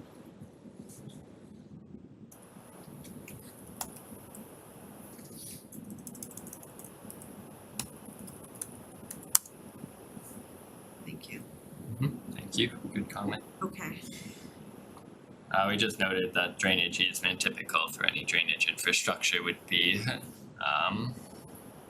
in conjunction with the drainage system, so if that system were to change, that easement might change location as well, so I'll do the same thing.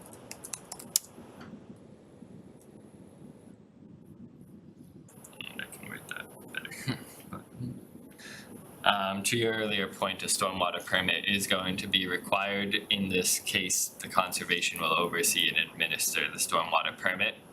But at the time of application, we'll get that application and ensure that conservation is noticing that correctly with their notice of intent and wrap it all into one hearing, which would make sense, so in a standard. And this is a general finding that all homes should be oriented to so that all owners could consider future install of solar rooftop. It's actually in mass subdivision regulation. They have a comment on this, so we put it as a finding for all subdivisions for future consideration. On the waivers, so noting that the applicant tonight has withdrawn the request for a traffic study, that would be omitted. I think we would vote on these one at a time in this sense, but I defer to your board. You could vote all at once if you wanted to. We will keep in the waivers for the request for the right-of-way width to be reduced from 60 feet to 50 feet.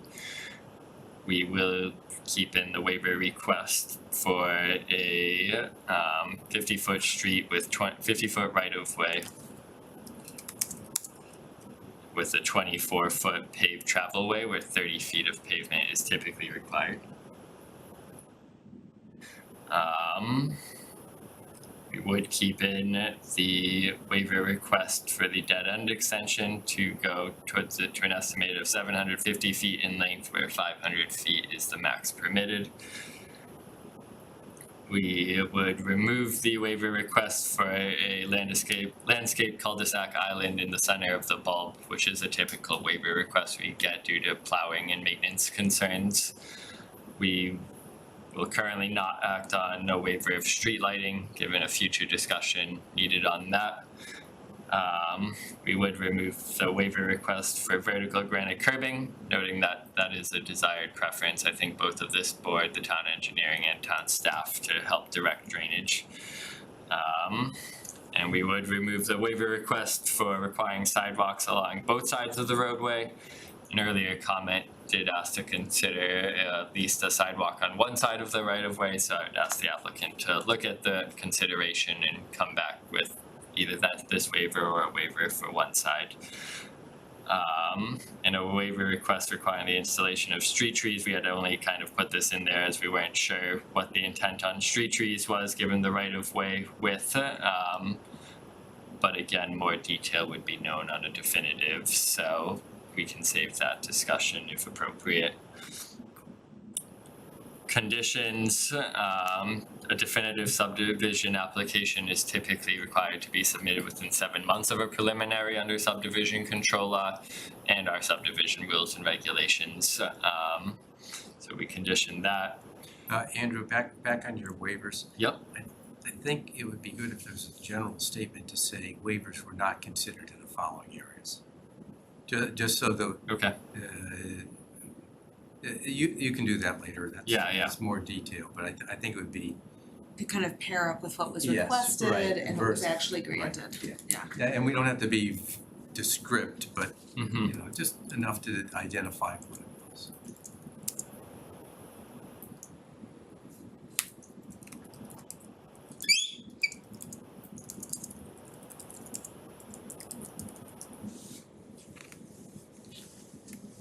Yeah. I hope this thing auto saves. Drainage design not approved herein, so the definitive plan shall include any LID or conventional stormwater management features proposed on site, along with the calculations and documentations needed to prove that they meet the standards of new development. So all of that will be reviewed by engineering, conservation, and planning and this board and Conscom, as well as with the stormwater permit application. Those two kind of go hand in hand. Test boring logs, I did put a condition in there just because I knew soil testing was going to be a question, so it is a requirement of a definitive plan, but I did want to put that condition explicitly in so that it's clear. Trees, landscaping, and screening, the subdivision regulations do get into a bit of detail on replacement trees and certain other areas. Conservation does as well, so I pulled the language from there and conditioned trees, landscaping. Waivers can be sought from those requirements if they aren't met to the T, but they would again need the relevant reasoning provided in your blessing on a waiver. So I did note that waivers could be sought, but ideally these are met. Utilities will need to get the blessings of all required divisions and departments, as well as all other permits are required. And we did want to, I believe, Jeff, so you flagged the wetlands. Did you get an ORAD for them, or is that kind of, okay, so we want with the NOI just for the conservation to bless those flags locations and confirm that they are where they should be and all the buffer zones are where they should be as well.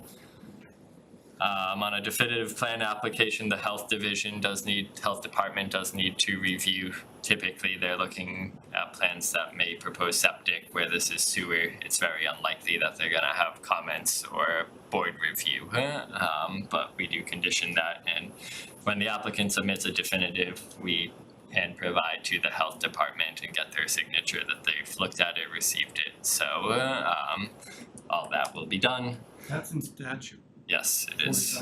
Yep. Snow storage, it's likely to come up in future discussions, both with conservation.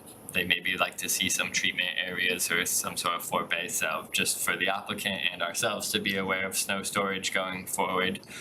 Electric utility plan will be needed, and the property is to be maintained in neat and orderly fashion until during these application reviews, so. Alrighty, it's 11 o'clock. I'm used to just yay or nay, so this is very well done. Well, it's also, thank you for running all through that. Yeah. Because there are a lot of people who are interested in what's happening Mhm. here, what we are and are not approving tonight, where it's going next, and thank you for running through that. Of course. Even time, okay. Are we ready? Is anybody ready to make a motion? So, just to clarify, I think it goes close of public Oh, that's right, hearing, we close vote the on public hearing. waivers, vote on decision. Yes, thank you. Make a motion. So the first motion is to close the public hearing on the I'll preliminary. make a motion to close the public hearing for preliminary subdivision plan Walnut Street extension. Second? Okay, all those in favor? Alright, that's unanimous. And then let's vote on the waivers that are in our decision.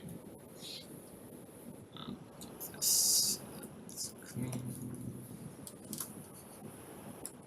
We have 3 waivers that we're voting on. I'm okay voting on them all together unless you feel like we need to take them individually. I think we're gonna have to take them individually. Oh, we have to, okay, let's do that then. Motion to accept the waiver to reduce the required right-of-way from 60 feet to 50 feet. Second. All those in favor? It's unanimous.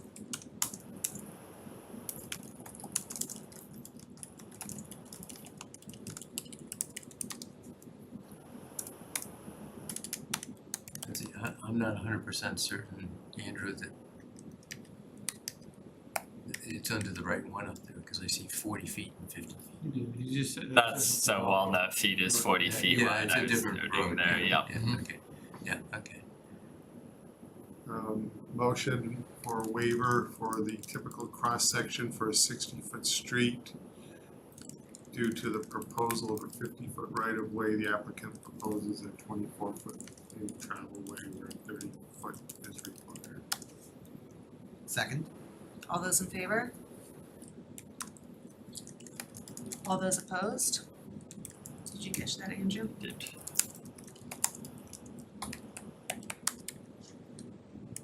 It's for 0.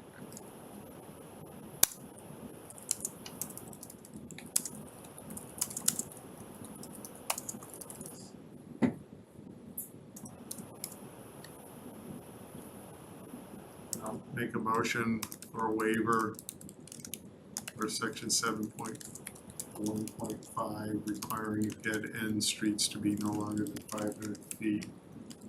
The applicant proposes the extension of Walnut Street by 270 feet, bringing the dead-end Walnut Street to a total of an estimated 750 feet in length, with a 45-foot cul-de-sac provided for turnaround. Amendment to the proposal? Provided provided utilities, I don't know, are sufficient for the extension. I was going to put that under a condition of your vote. Okay, Then I withdraw my proposed amendment to the okay, motion. but that's good clarification. Alright, is there a second? Second. Okay, all those in favor? None opposed? And you're putting that in as an understanding of That- Can you repeat what you said? That the utilities are sufficient to, or that, yeah, the utilities are sufficient to support the extension.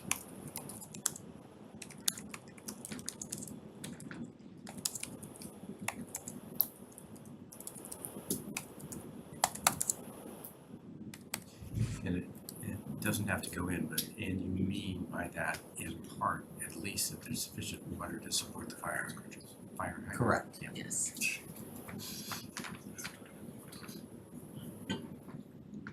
And that was everything I had. Okay, so now we just need a motion to approve this decision. I'll make a motion to approve the decision of approval for the preliminary subdivision plan for the Walnut Street extension at 246 Walnut Street. Second. Okay, all those in favor?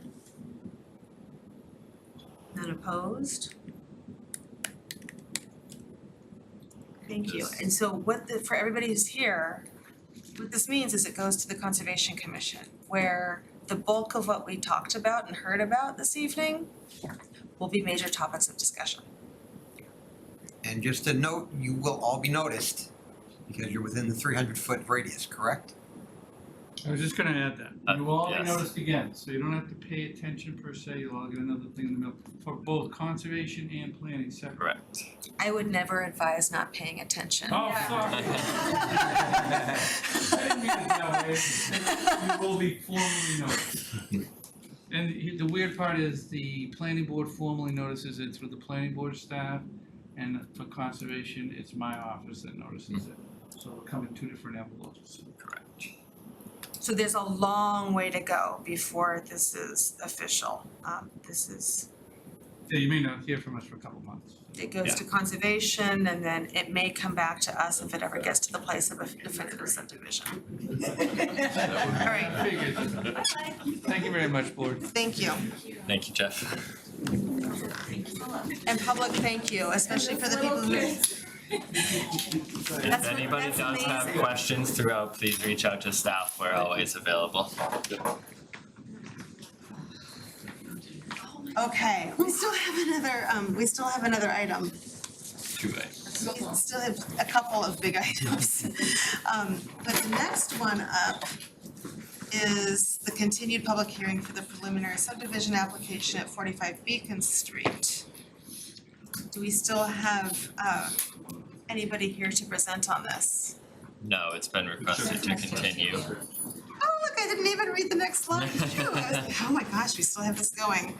Okay, so do we need to read the request to continue into the, Please. So it's more of an email chain, I think, again, with the engineer who could not make this meeting given the holidays and everything else, so they had requested a continuance to the August 14th meeting. okay, yes, so there you described that. So we just need a motion to continue it to August 14th with no time determined. So moved. All right, all those in favor? Okay, none opposed? Thank you. Okay, now we have the other planning updates and other topics. Yes. Form O for Lynetta Lane. Yes, so at your last hearing in June, Lynetta Lane had requested the bond reduction to be fully reduced to zero, given the substantial completion of the project right-of-way and development itself. So, with that being done, the applicant has now requested the certificate of completion, which is the next step to really kind of cross the Ts, dot the Is on the project and get it on a future town meeting warrant for public acceptance as a public right of way. So this form relates back to that and is needed for a town meeting approval. And I've checked in with the engineering department, I've checked in with planning and conservation. All are satisfied and feel that this could move forward to a town meeting warrant. I would note there is one item left and it might fall on the town's end. There's a crosswalk on the plans across Franklin Street, yep. The ramps are in, this crosswalk itself just hasn't been striped yet, so we have reached out to the applicant and we're coordinating with our engineering team and striping team on if what one's gonna make sense, if he can do it while they're at Howard Street, or if we're out there first, potentially we could do it as well, but that is the only item left remaining, so, and it is being taken care of. Okay. So do we vote to approve? You would vote to endorse this, yes, Endorse it. and then you would sign it, Contingent upon completion of the. yes. And you'll circulate it right here for us to sign, right? Yep. Make a motion that we endorse Form O for, what is the project? I think it's just a certificate. A certificate of completion. Yep. For Lynetta Lane. What does it say on this? I think that motion would suffice. Okay, I'll second it. All right, all those in favor? All those none opposed? I will pass this around these lines here. Okay, thank you. What I used Are to, you gonna put the one condition in about the striping or? It's in the minutes. That's in there.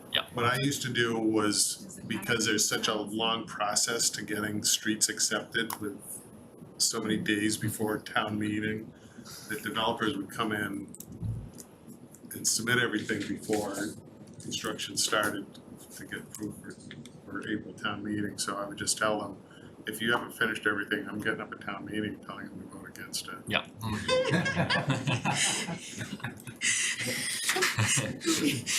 Did you know that?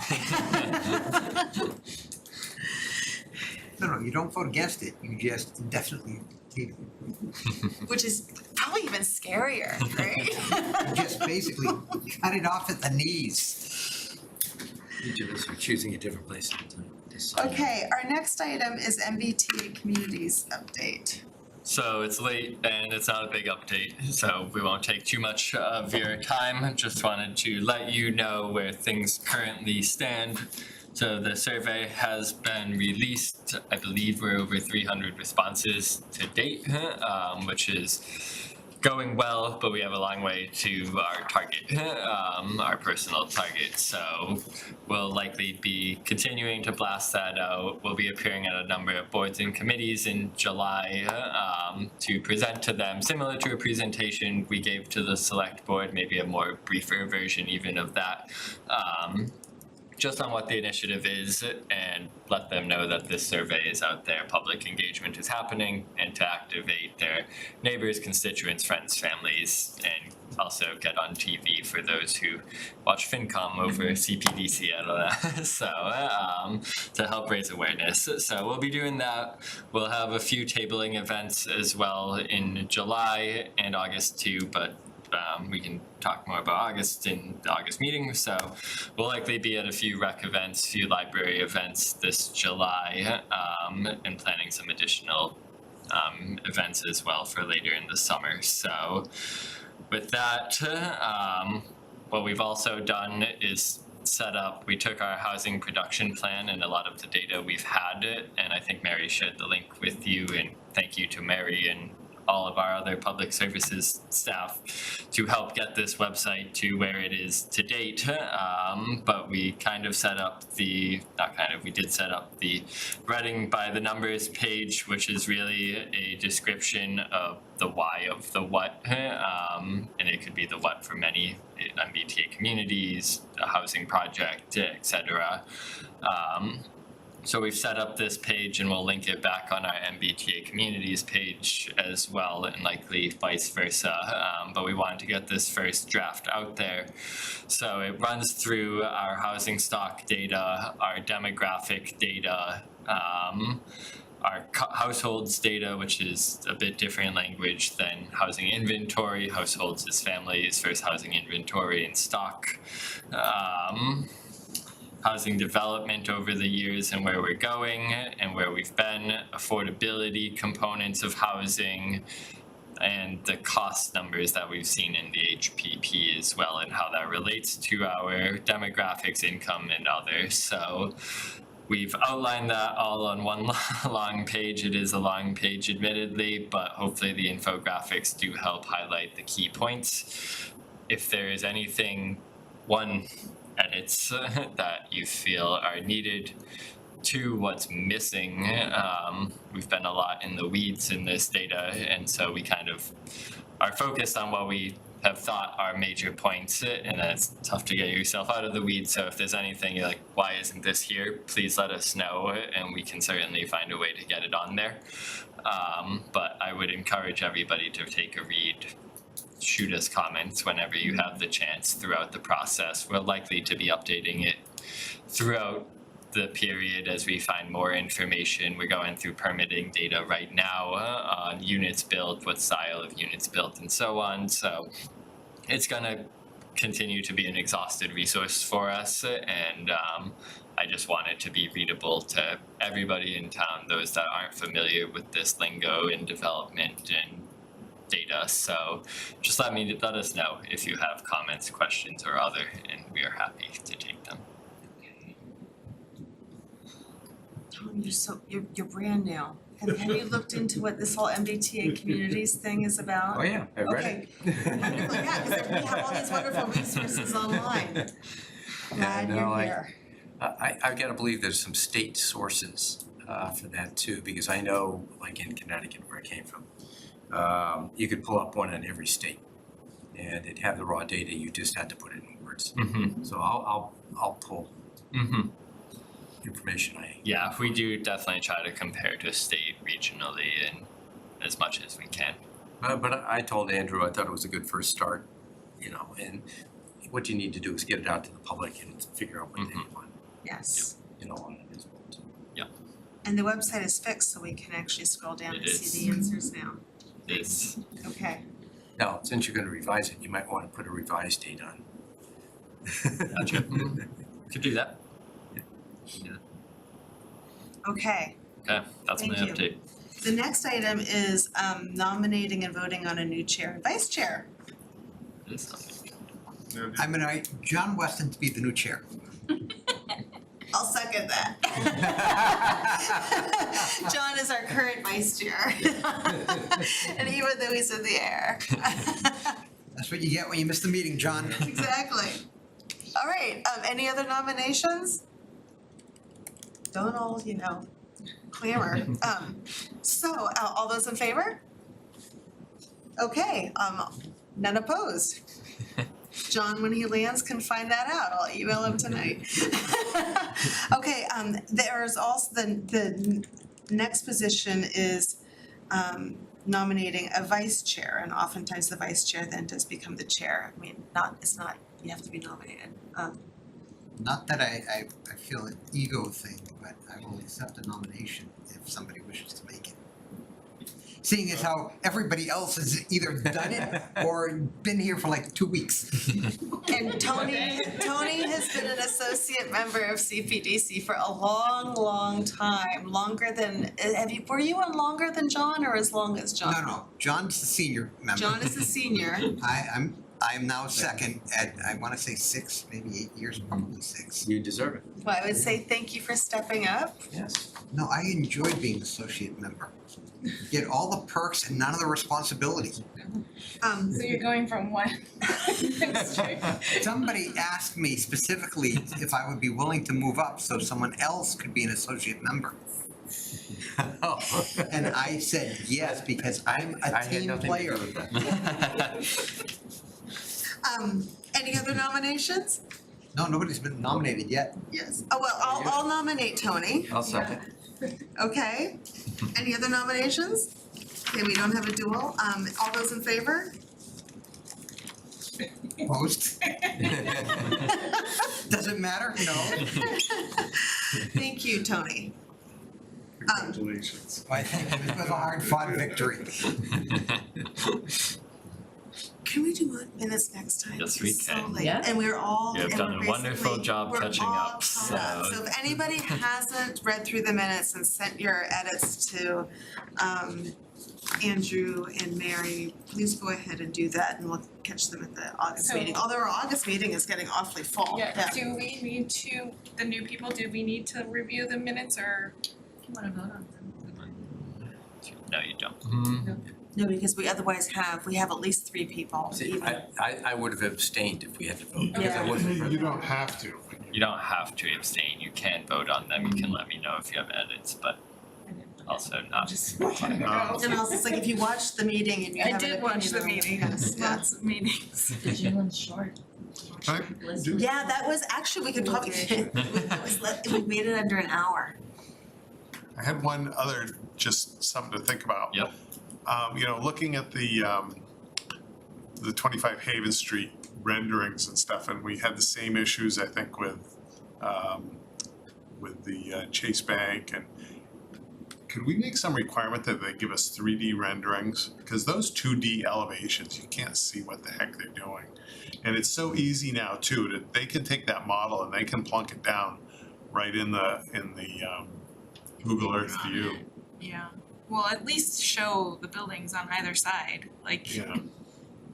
Yeah, we can, But I don't know if that's So- something we'd have to vote to add to we're the. actually in the process of making sure your site plan applications are up to date with the current triggers, and during that, we can certainly bring it to you guys for additions to the checklist and procedures. That checklist does come with the box to waive said submission, but then it still comes to you for discussion, so we can certainly look to bring those and discuss those procedures and needs for those.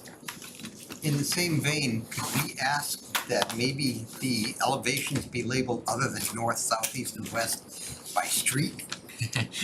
I looked at it and I'm going, wait a minute, and it took me forever to figure out that It does. I wanna say north is actually east and east was actually west, south and, Well, usually north is up. I know. When you Right. plan, so there was like, I still don't think one of backwards. those elevations was right. yeah, You looked at this one and then they look at it from a different angle on it. There was something, yeah, something was off. Yes, we can certainly do our best to make it those seems best. weird. I mean, I'm not a big CAD guy, but all the CAD guys that work for me, they just do a 3D model and they go, what do you wanna see a view of? Like all of you, I spend a lot of my time reading maps for various reasons, and I will say on that one, I always had, it's like, where are we? Where's the Same, yeah. roads?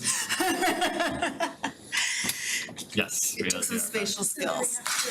More votes, have one more vote, right? We have We one do need to motion vote left. to adjourn. Yes. What do I do, make a You motion? need to move to I adjourn. vote to adjourn. All those in favor? Aye. Alrighty, thank you all. Thank you all, and Considered